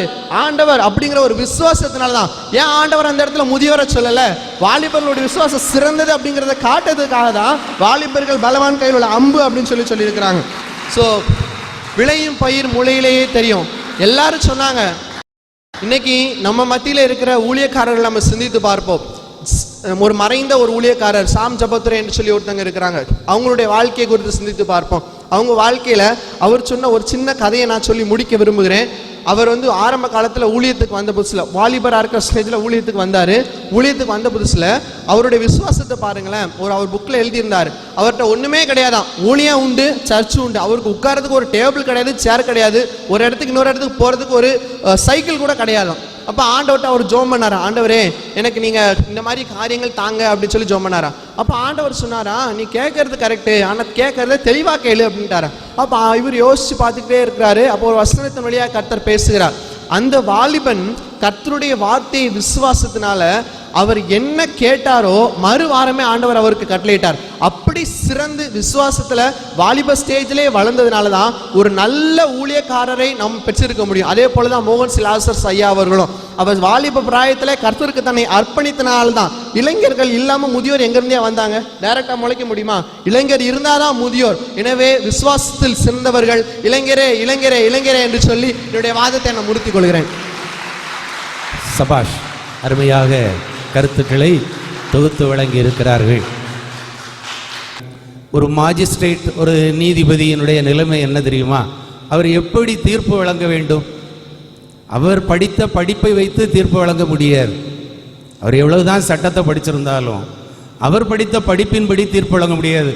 ரெண்டு வழக்கறிஞர்களும் என்ன வாதங்களை எடுத்து வைத்தார்கள் அல்லது சாட்சிகள் என்ன சொன்னார்கள், அந்த அடிப்படையில் தான் தீர்ப்பு இருக்கும்.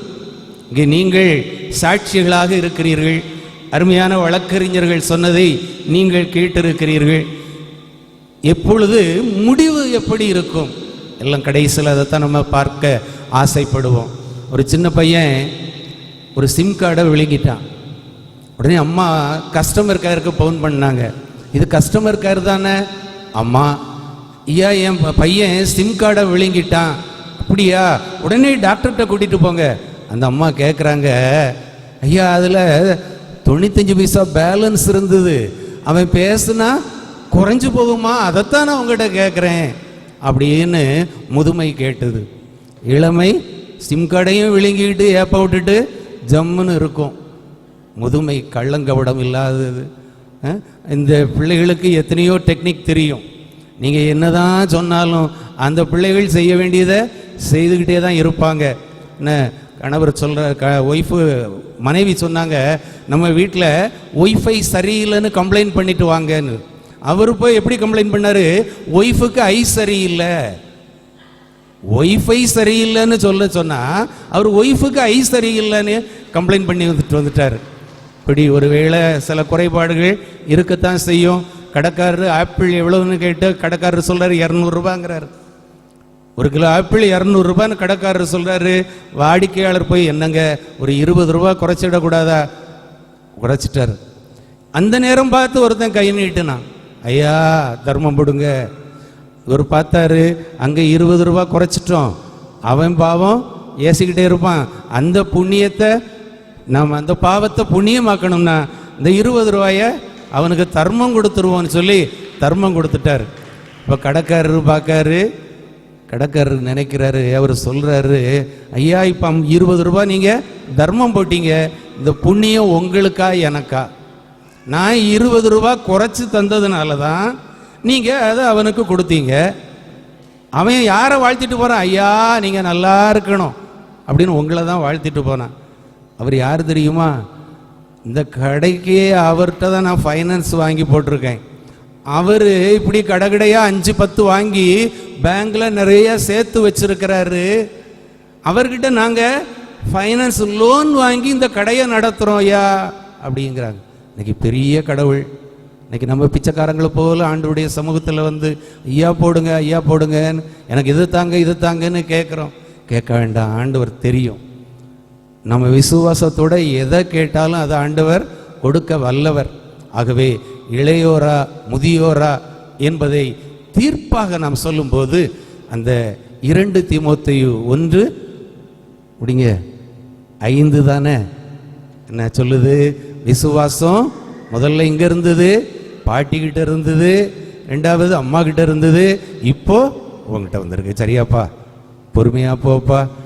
விசுவாசத்தில் உறுதியாய் நிற்பவர்கள் பாட்டியும் தாத்தாவும் தான் என்று கூறி முதியோரே என்று உங்கள் சார்பாக தீர்ப்பளித்து விடைபெறுகிறேன்.